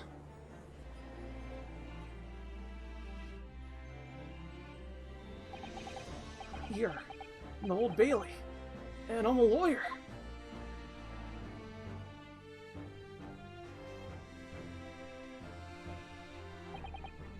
Witness, state your name and occupation. Oh, yes. My name is Jonah Gavin. And I'm, well, I'm a juror and such like. Sounds like even she doesn't know if she's a housewife or a maid or what anymore. Court has decided your testimony is required in order to clarify matters in this case. Do you understand, madam? Yes, my lord. You will tell the court everything that took place in your household on the evening in question. And I warn you, do not attempt to hide the truth. Oh dear me. Chin up, Jonah! Nothing to worry about now! Oh, he's with him. This is just like man loves wife, the case. She's in the maid roleplay, don't judge her, right? I didn't know you were here, John. Was it only in the room that day, old thing, was it? I think I ought to testify as well, don't you? But what about your knee, dear? Don't you worry about me. I hardly noticed it. Not the sort of chap to leave a comrade and face disciplinary action alone. Oh, John. Presume you're Mr. John Gerben. Yes, sir. Former second lieutenant of the 3rd Regime of the 4th Northumberland Vissler, sir. Seen my fair share of action and now living the quiet life, as it were. The quiet life. You're not engaged in an industry battle with your spouse on the day in question. Well, yes. Quite. Though this may represent a first in the proud history of the British courts. Calling a juror to the witness stand is unprecedented. However, the court will hear your testimony now, juror number 4, and that of your husband. You will recount clearly and concisely the events of your home and the time of the incident in question. Sir, at once.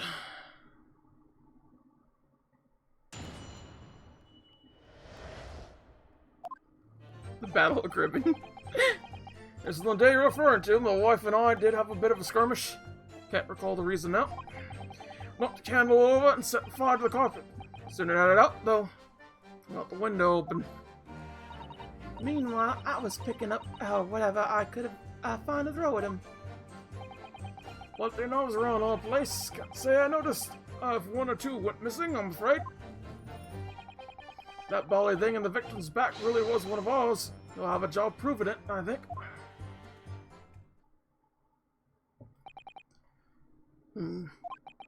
Sounds as though it was quite the battlefield in your household that evening. Although an entirely one-sided assault, it seems. The enemy caught up on the hop, sir.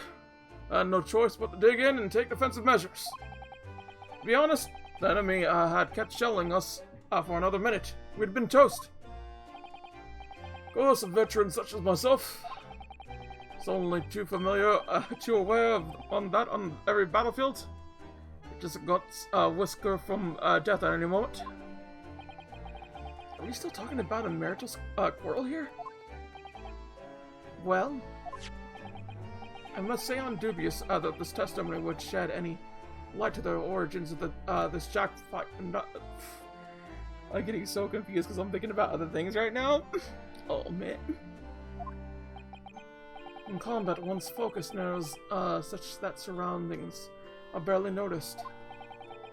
These witnesses may not be able to offer anything more than they have testified already. This may be a dead end. And Zeke's may well be right. but whatever the chances, we only have this last cross-examination to uncover the truth. Mr. Narada. Yes, I'm afraid so. Very well, Consul. Begin your cross-examination. So this is the last one, the last cross-examination? It looks like I won't be getting off scot-free completely. It's already been like 2 hours.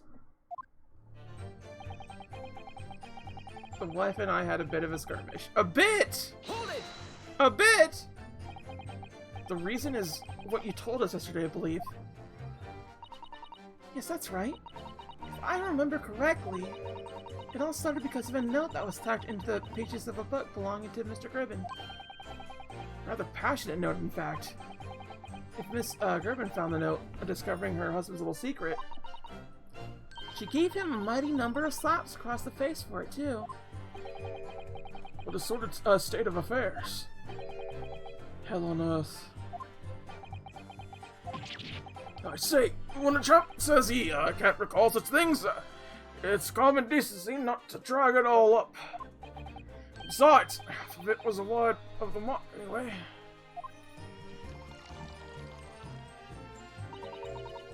Unlikely story. These waters run very deep.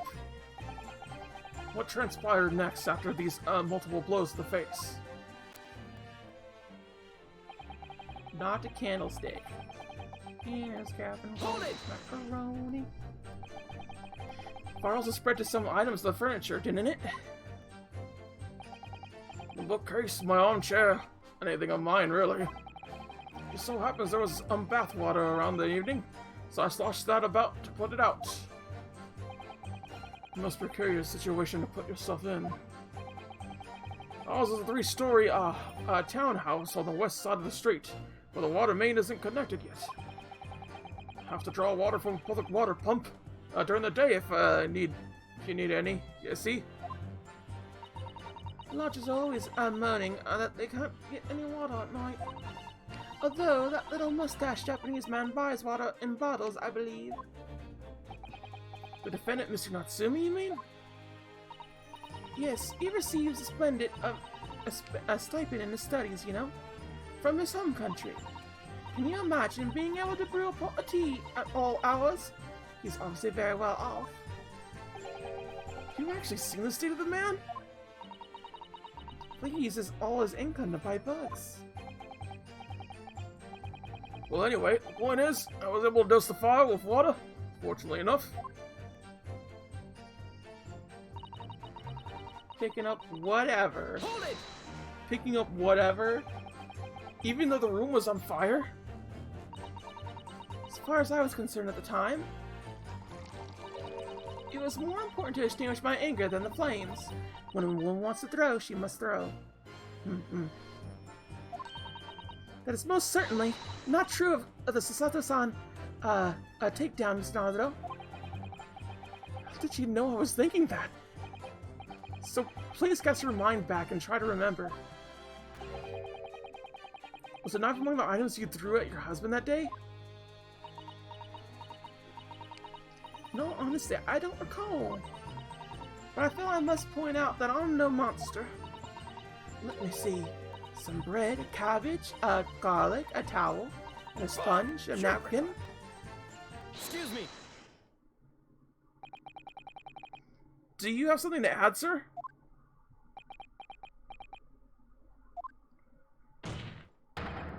Mr. Kerbin? Oh, shoot! Oh, sorry. I beg your pardon. Did your wife's remark just, bring something to mind? Nothing of any significance, no. Just that the barrage of projectiles the old thing launched in my direction was somewhat more solid than she implies. Hooks, bricks, and the fire poker, I seem to recall. Ouch. The woman's aim is uncanny. She landed a direct— Ah! Good grief, woman, we're not at home up now. This is a court of law. Oh, dearie me. Ever so sorry, dear. What are you even doing with a teapot in here? Honestly, John, I would never have thrown such things at you, obviously. Well, take a look at this, then. How do you suppose that happened, hmm? Your pipe, sir. I had this thing in my hand, as usual, at the time of the onslaught. Not to clean out with one of her soft projectiles, she did, yes. When I went to pick the thing up, it was broken in two. Like to see a sponge do that sort of damage? See, your pipe was broken. It would never have been sent flying unless it was hit by something pretty solid. Anyway, I managed to bandage the thing up now. You are one to exaggerate, aren't you, dear? Wonder what we should make of this account. It could be important. It could be important! The defense believes Mr. Gerbin's remarks just now could be of great significance. Objection! This war veteran's words only tell us one thing. Betray their fiery wife and pipes as well as your heart may be broken. Sentimental wisdom, perhaps, but hardly worthy of adding to the formal testimony. Indeed, common sense, one might say. Like one? In that case, would you at least permit us to examine the pipe, sir? Well, I don't see why not. Oh, dearie me, there you go again, trying to ingrate yourself with a young lady. Very well, the court will accept the gentleman's pipe as evidence. Well then, there you go, we got it. But I didn't speak out of turn, Mr. Naruto.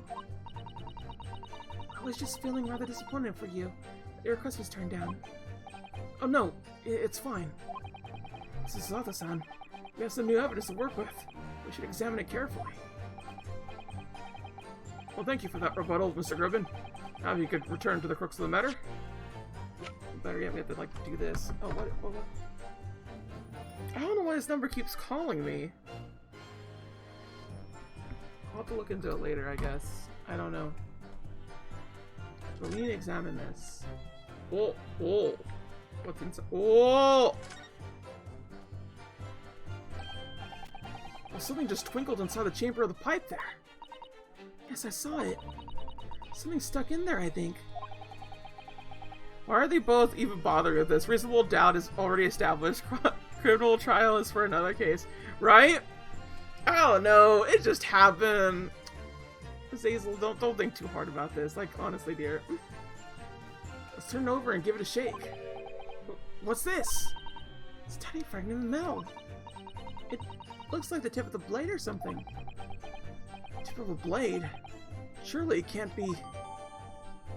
Oh. Well then, we got it. We got what we came for. The tip of the blade.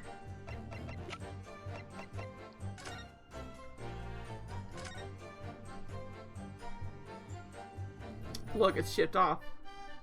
It's chipped off.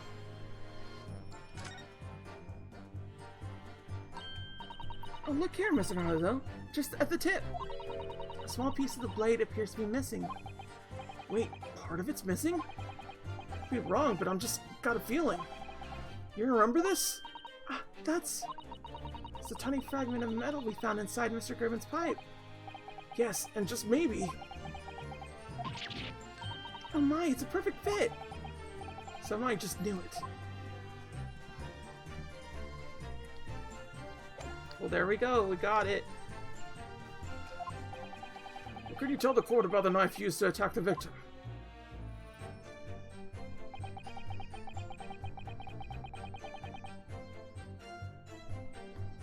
Can't. If you notice one or two missing, huh?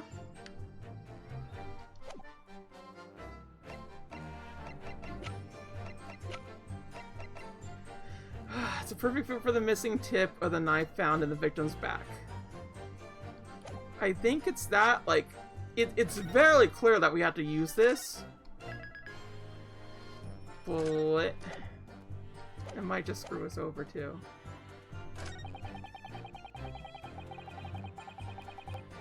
Oh, yeah, we'll job proof. There it is. We have the job of proving it. Objection! Got him!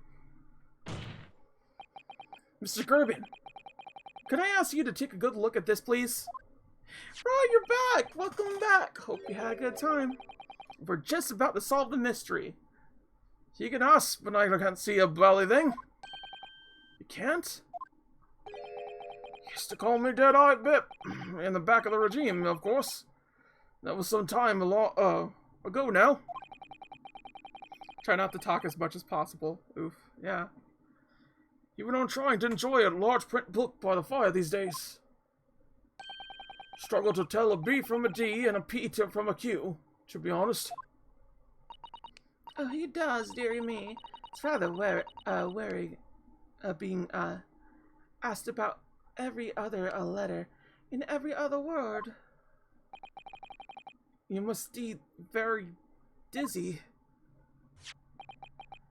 What is that? Tiny scrap of metal.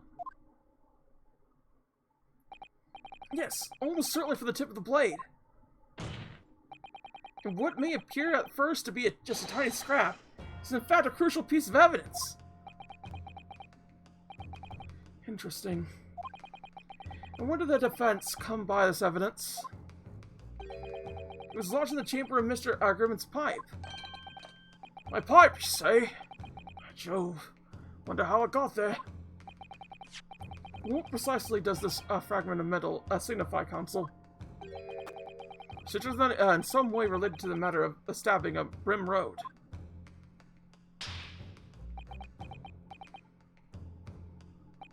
I am! What? When put together with another piece of evidence already in the court record, I believe this tiny fragment of metal will unreveal the whole truth of this case, my lord. This is like the easiest one to like connect. Like, what's the other one? Because they do this a lot in Ace Attorney. You appear rather confident in the extraordinary statement, Consul. Very well then. Present the permanent evidence in the court. Oh no! What's the evidence, everybody? What possibly is it? Is it the rose? You know what? It might be the rose. Or it could be the pipe! Of course, it's also obvious. Or mayhaps the book. A sharp piece of metal does go with a book. Mm-hmm. Take that! It gotta be the book, right? This is the knife that was found in the victim's back. If you look closely, you will see that there is a small piece of the tip on the blade that is missing. Common issue of inferior blades sold at unsavory street markets. Criminals who use them regularly leave the tips lodged in their victims' bones. Or in this particular knife. Oh, no doubt its tip will suffer a similar fate. Now, languishing somewhere near the spine of a victim. Objection! No, that's not the case. The tip of this particular nice blade is the very fragment of metal we discovered in the chamber of Mr. Gerben's pipe. Ugh. Good grief, Lord Van Zieks! I don't believe it. The knife from the crime scene and the fragment of metal are a perfect match. Good golly gosh! She's raising it! She's on the soapbox! Order! Is this some sort of Eastern sorcery? This is no magic, my lord. This is a miracle. Oh, fuck, someone's smoking weed, god damn it. I hate the smell of weed. She's so short, right? A miracle? So Van Zieks has figured it out, has he? Council, explain this extraordinary coincidence once. Yes, my lord. Oh, fuck, god damn it. There should be no one close to me but like fucking someone smoking weed. I fucking know that shit. Oh wait, no. This isn't weed smell. This is burnt smell. It's a burnt of something. Why does things keep smelling like burnt? I know it's California, we go on fire, but still. Yeah, this is burnt smell. It's not a good smell, but it's there. Yes, my lord. Crucial point we have to ask ourselves here is when did the fragment of metal find its way inside Mr. Gerben's pipe? Something that was clarified for us in the most recent witness testimony. Now, this thing in my hand as usual from the time of the onslaught. Not to clean out with the soft projectiles she did. Yes. Would never have been sent flying unless it was hit by something pretty solid. Oh, dearie me. During the argument between these two that occurred, just as the victim was in the pavement below, Mrs. Gerben flung this knife at her husband. However, the knife missed Mr. Gerben, instead striking the pipe in his hand at the time, which caused the tip to break off, of course. Good lord! Yes, and this is when the tiny tip of the blade found its way inside Mr. Gerben's pipe. The chances of that are 1,000,000 to 1! And yet there's one other credible explanation for how the tip of the blade ended up in your pipe. Then after losing its tip, the knife ricocheted off the pipe and flew out the window.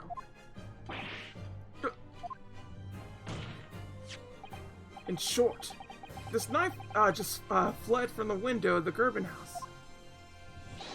It's the very same knife that struck the victim in the middle of the back of the street below. Oh gosh. Oh dear. Oh. No! Objection! We still fighting this, but you lost. Please stop objecting. Please. This is very clearly what happened. Full-bodied theory. I'll give you that. A complex bouquet of seemingly trifle points, possibly arranged to create an absolute, almost passable vintage. Allow me to toast my learned friend's characteristically Nipponese approach to bottling his argument. Sorry? But after all, it is just a theory. The bottle, I fear, is cooked. Because you see, it spolts by an insurmountable inconsistency. An insurmountable? What? Lord Van Zieks, explain yourself. What's the inconsistency you claim to have identified? An inconsistency of the simplest nature, my lord. The victim was found with a knife planted in the middle of her back. Yes, in her... Oh! That's right, you silly little man! Jonah, old thing, what are you getting so excited about? Let me us consider the basic facts of the case once more. The victim was walking along the pavement before being stabbed in the back and falling to the ground. The knife had struck her had fallen from above. There's no possible way it could have planted itself into the victim's back.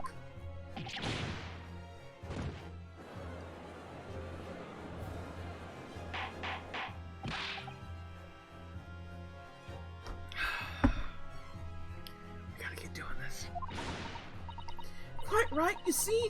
That's exactly right. If the knife had fallen on her from above, it would have struck her on the top of her head. Well,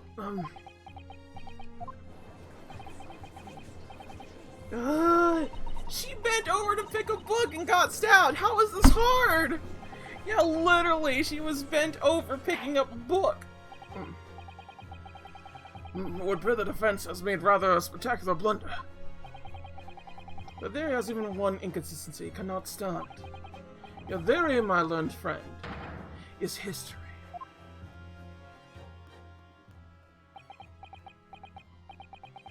We're so close. I could see the truth. So sure we were on the right track. Now the way, has been blocked completely by just one simple inconsistency. Or in other words,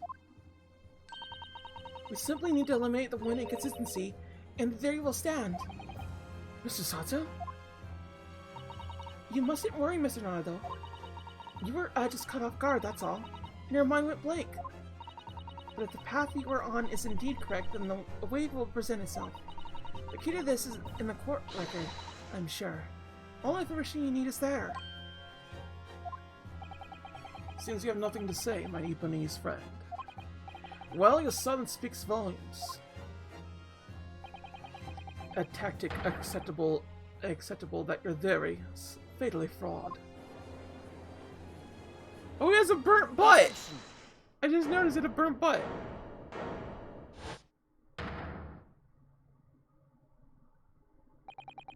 This inconsistency doesn't mean I was on the wrong track. It means that I need to sharpen my mind and dig deeper for the truth. It's a test. Yes. If the knife fell on from the victim from above, there's no way it could have hit her in the middle of her back. Under normal circumstances, that is. What are you implying? Counsel? There's a piece of evidence in the court record that can explain this inconsistency. That can explain how the knife that fell from above could have pierced the victim's back. You already have the answer. Goodness. Utter madness. Sure, this must be the last time. Counsel, present the evidence of which you speak. This is the last inconsistency. Final piece of the puzzle. You successfully make sense of this. Truth will be laid bare at last. The claim launch of the victim's back is... It should be the book. This simply shows the victim's hands. Because she was bending over to pick it up.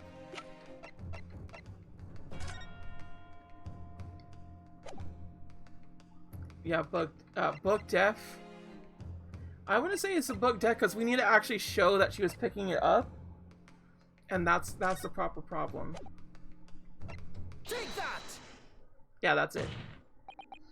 This! The fourth book found at the scene. This is the final piece of evidence the defense will present. The burnt book. Is that not Mr. Gerben's book? Yes, and to answer its significance, you have to consider how it came to be at the scene of the crime. This photographic print clearly shows the book in question, and the victim holding it in her hand. But as we all now know, it was the police constable that put the book between her fingers like that.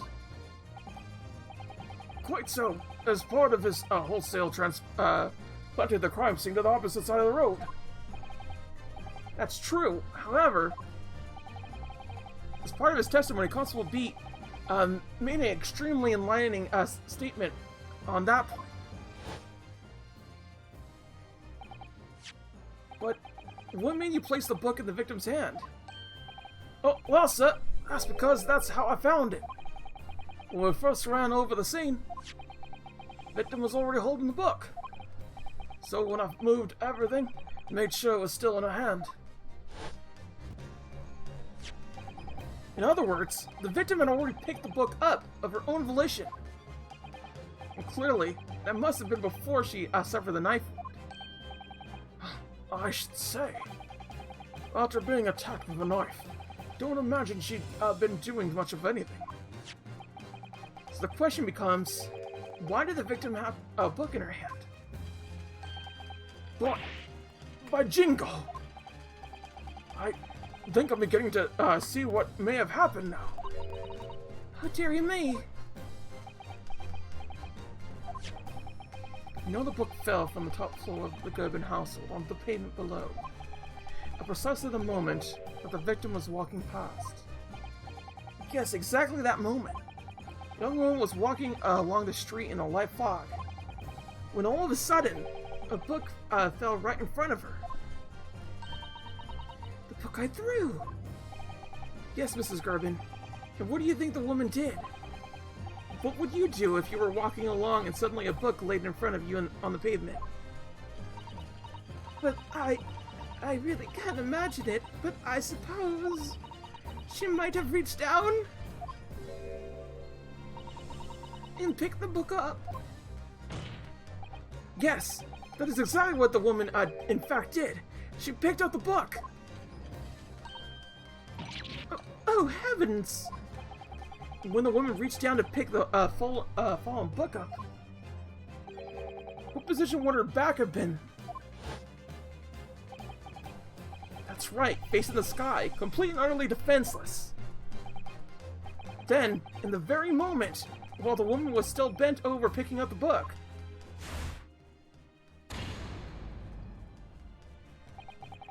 the next object fell from the room above, the jackknife, straight in the middle of her back. At the same time, walking by chance directly behind Mrs. Green, was the defendant, Mr. Suzuki Natsumi. Well, I never. Appeared to be Mr. Natsumi. That the woman simply collapsed on the floor. In the dark and the fog. He didn't see the knife falling on her from above. And from the very direction, the constable and his wife saw no one but the victim and her apparent attacker. So there never was a real culprit to run for the scene in the first place. No, this is nothing more than a series of unlikely events that accumulated in an unfortunate incident. And that is the real truth behind this case.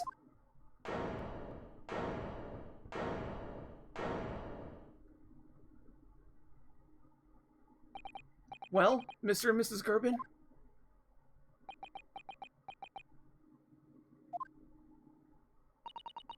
The very first time you showed me that knife, I had my suspicions. I wonder if perhaps it might have been something like that. There, old bean.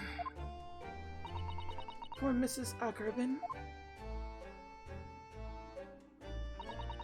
Of course, never meant for anything of that sort to happen, but it was all my fault, wasn't it?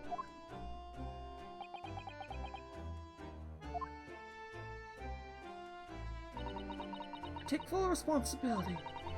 I let my anger get the better of me. I threw that book. And I threw the knife as well.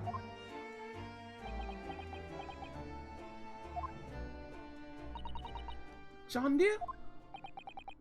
It's alright, I know. Oh, I'm ever so sorry. Truly. I'm sorry!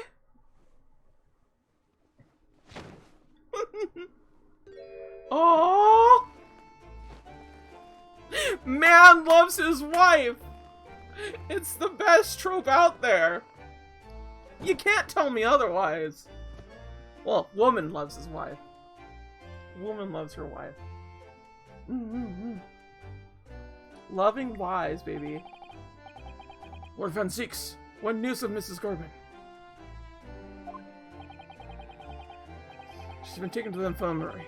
It would appear that today's events had left her in an especially flustered state. However, I believe she will recover in due course. There is no cause for concern. Yes, unbeknownst to themselves, they caused what could easily have been a terrible tragedy. They shall have to prepare themselves for the consequences of their actions. There's some good news, however, my lord. Just had word from the hospital where the victim is being treated. Condition is improving steadily, and the doctor believes she will regain consciousness soon. It's strange. We've been talking about the victim all this time. We never once met her. How wonderful! The woman is out of danger, it seems. Yes, that is good news. So, Mr. Sasuke Natsumi.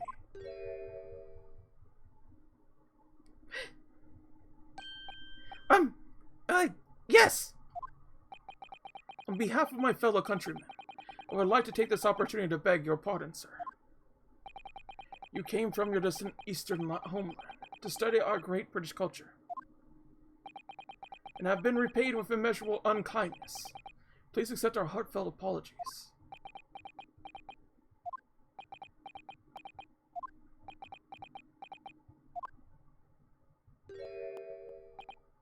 No, it is me who should be begging her pardon. Oh no, Mr. Natsumi. That evening, when the young woman just collapsed on the pavement before my eyes, I jumped to the wrong conclusion again, in my confusion. What conclusion, sir? I was sure that the woman was dead. Yes, Constable Beat said the same thing, didn't he? But she said that she had been killed, too. Suppose she must have looked completely... Okay, are we back on? We're back on. No! So freaking Mr. Natsumi was just like, oh no! Like, bad stuff happened. That sucks, though. I hope it stays the same. It seems like it was a small misconnection. Oh... So, oh god. What's this?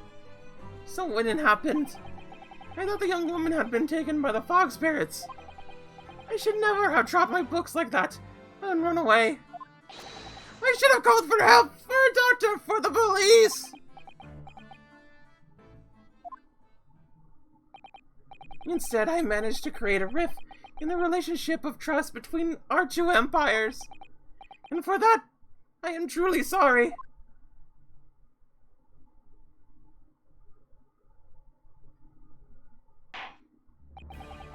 One could indeed say that some sort of mischief spirit has been at work here, I think. One that created a chain of unfortunate mishaps. Kensune and Britain was his first instinct. Love that. Yep, right? We were befouled by this spirit and led to false conclusions. Thanks to Lord Van Zeeks and our young lawyer here from the east. The chain has now been broken, and the spirit exorcised. I heartily commend you both. Oh!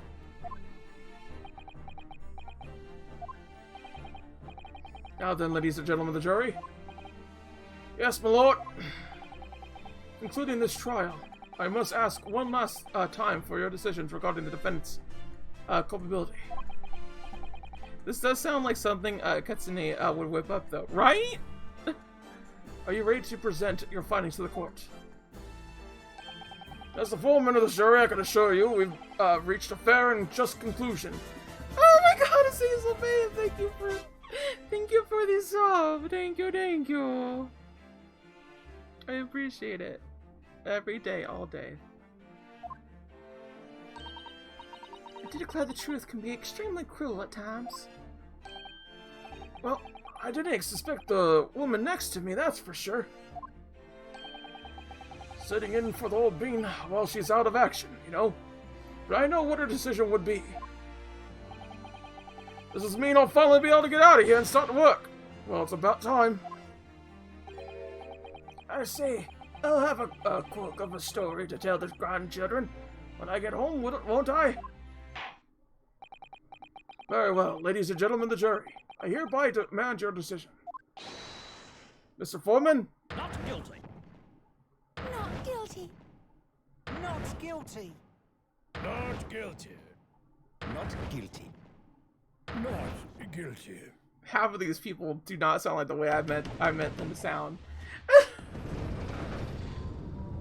We did it! The fires burn brighter than ever before. Very well, Mr. Natsuki Natsume. I hereby pronounce you not guilty!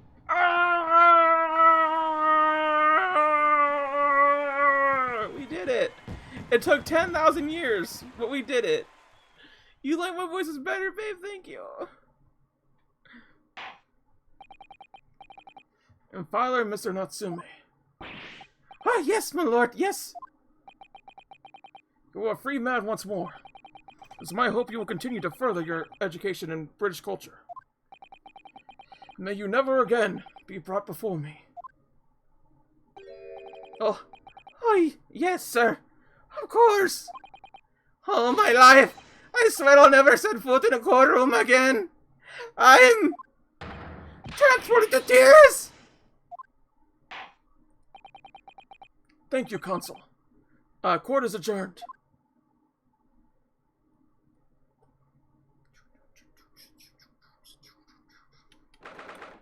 20th February, 3:17 p.m. Wow, there's still like 4 hours of daylight, possibly, so that's kind of crazy. The Old Bailey, defendant's antechamber. Oh, locum. Wait, you mean me? Of course! Is there any another locum here? Is there even one? Compared to the original locum of Mr. Naruhodo Esquire, your name has become rather short, hasn't it?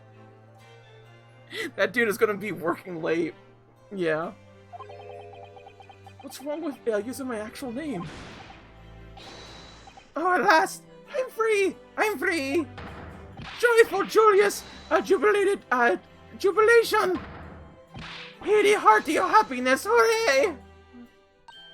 Oh, I am pleased. Mr. Natsumi is delighted.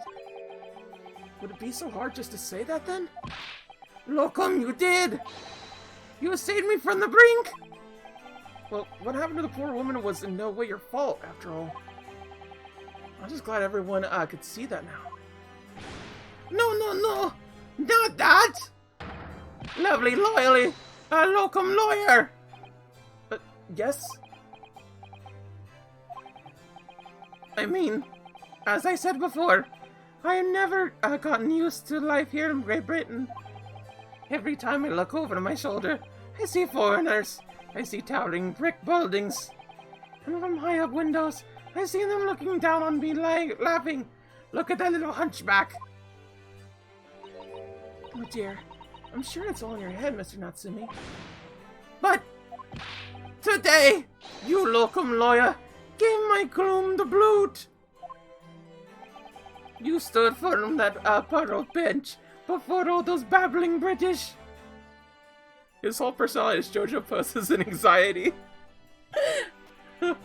Yeah, I'm pretty sure that's like half the JoJo fan base. You battled to the bitter end, laying bare the baffling truth. And when I beheld the blinding fireworks along the beams of the Bailey's roof, I bellowed, "Behold the best barrister ever born!" That's very flattering. I'm very pleased for you.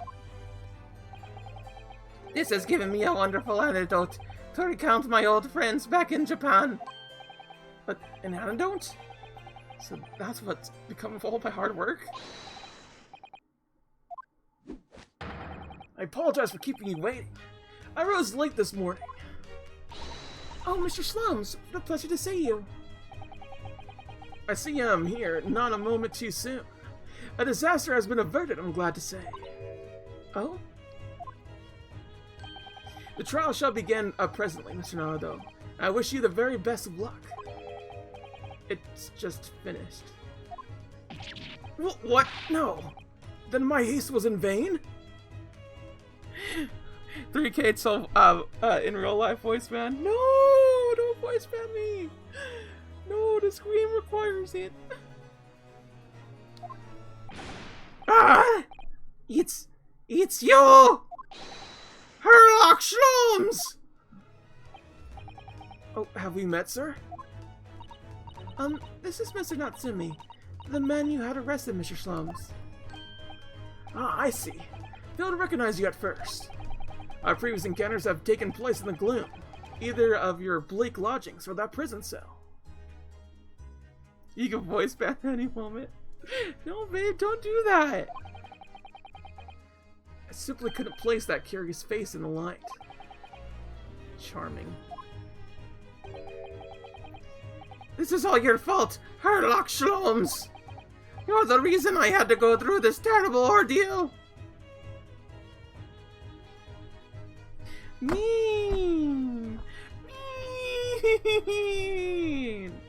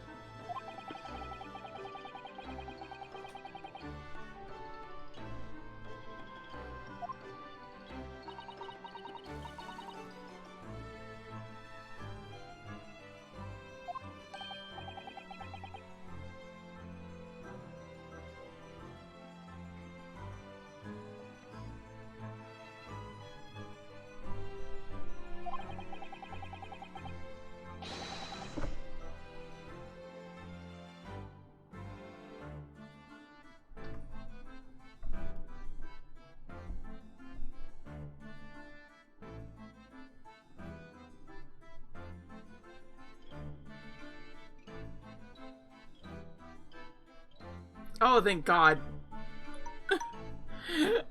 Yeah, I know. I know you meant mail. Ah, don't do that again. That's so mean. That's so mean. Jeez Louise. Anyway. Wanted to voice all of this, but... Wish to withdraw halfway around the world to escape the terror of the Reaper's curse? That's not it at all! The more I learned of literature, the more this strange feeling claws on my insides. I feel compelled to return to my roots and attempt to pen a work of my own. Oh, I see. Work of literature by Setsuke-san. Could be an interesting read. You promise you won't do it again unless I want? That ain't just like a Dom flex. Well, I know Dassy wants to do it. And what about Mrs. Sato and yourself, Mr. Nado? Sorry, what do you mean? Will you return to Japan alongside your mustache compatriot? Why would we? A week has not yet passed since we arrived in London, and only does it feel as though we have finally found our feet. And you are accommodated to a hotel at present, are you not? That's right, but we need to find lodgings before it bankrupts us. I calculated we could only afford another 10 nights before our entire budget is exhausted. Well then, you could take my lodgings. Oh, the windowless room? Ah, but it lacks no windows. It more than makes up for it with a room, a floor, a ceiling, and walls. We're in lockdown, nothing better to do. Damn. Just torment poor little Losty? I see how it is. Great. And of course, I'll be happy to leave behind the accursed evil spirit. Oh my, an evil spirit? Ah yes. It tries to suffocate you while you sleep. It's an infallible wake-up call. Well, think about it, if that's alright. Perhaps I could offer a more welcome alternative? Would you consider taking lodgings with me? Really? Well, a vacancy has conveniently presented itself. Though it is up in the attic, I might add. Are you sure it isn't just a storage loft? I spoke with the landlady this very morning on the matter of price, and Iris is cleaning the room as we speak. You must come at once. I presume you have no luggage to speak of? Oh, this is simply wonderful. What an honor to be invited to take lodgings in the great detective's office. His attic. I'm too overcome for words. Suggesting we look elsewhere is out then? Yes, she is way too into like freaking Herlock Shlooms. She is a simp. Not her though. Then it's settled. I will prepare a welcome dinner this evening. And you must come too, Mr. Natsumi. I don't know what to say. Thank you. And yes. Wonderful. Then I'll go complete this paperwork for our formal release, Mr. Natsumi. It shan't take long.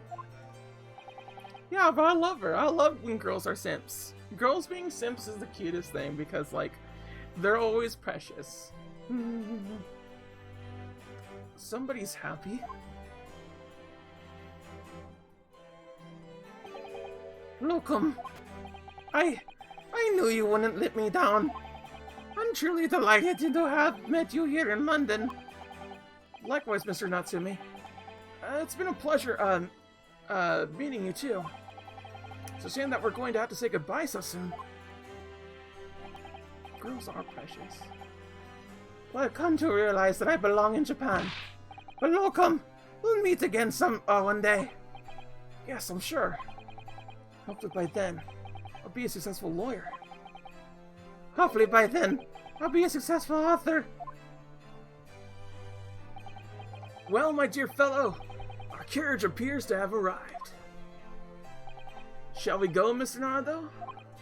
Yes, Mr. Slums. I'm a little, doubt. I have little doubt Mr. Natsumi will be released in time for dinner this evening. And so, with Suzuki's, san's, innocence successfully established, we rode it with Mr. Shlomes to what was, to become our new home. 221 B Baker Street.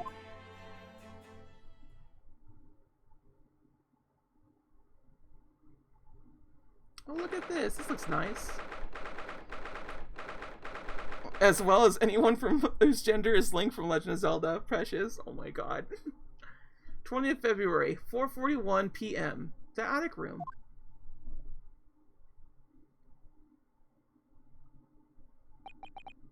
So this is to be our new office, yes? Our office? I like the sound of that. Me too. It's simply wonderful, isn't it? I hope you could see this, Kazuma. It's only a small step. But I like to think we're getting a little closer to your dream now. So, my dear fellows, do you like the place? Mr. Shlomes. Yes, thank you so much. It's a very nice attic. It looks like an actual, like place to live.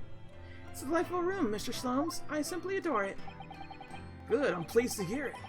Ours and I are delighted to welcome you. I hope everyone's hungry. It's nearly time for dinner. We'll eat as soon as Mr. Natsumi arrives. We have a lot to celebrate. Iris, you must let me help you. Alright then, Susie. You could be in charge of the salad. Splendid.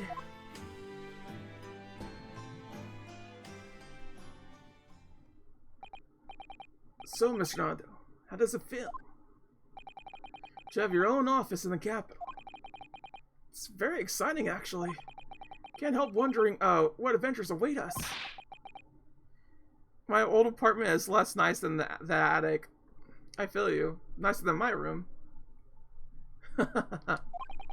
Those were some of my sentiments when I first established my office at this premise.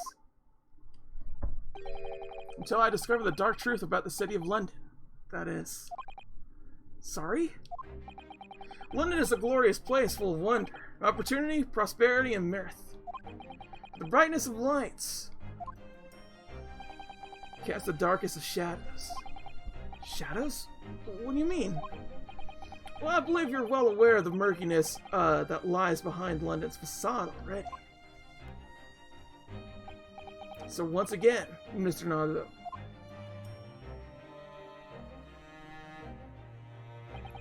welcome to London.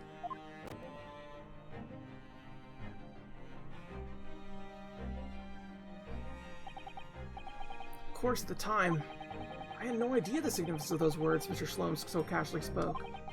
But it wasn't long before my turn came to lift the facade and see the true depth of the murk that lay behind it. And we did it! We're done with Case 4! Ah! That took a surprisingly long time. Landing in London, everyone does, because that's what we do. Boo-boo-boo. The adventure of the unspeakable story. This is gonna happen next time on Your Great Ace Attorney. But yeah, that's all there is now, folks. Thank you, Azazel, for showing up, as well as you two, Audacity. It's a pleasure having you around. You too, Rar, for the time that you were here. Thank you all for being here. Azazel, thank you so much for subscribing. I really do appreciate it, babe. I really, really do. And yeah, aside from like a small hiccup, like we're pretty good on the whole situation. Let's see if there's anyone that I could go bother with right now. Yep, a regular old standby there is. So let's go and bother them, yeah? Let's go bother a pom-pom.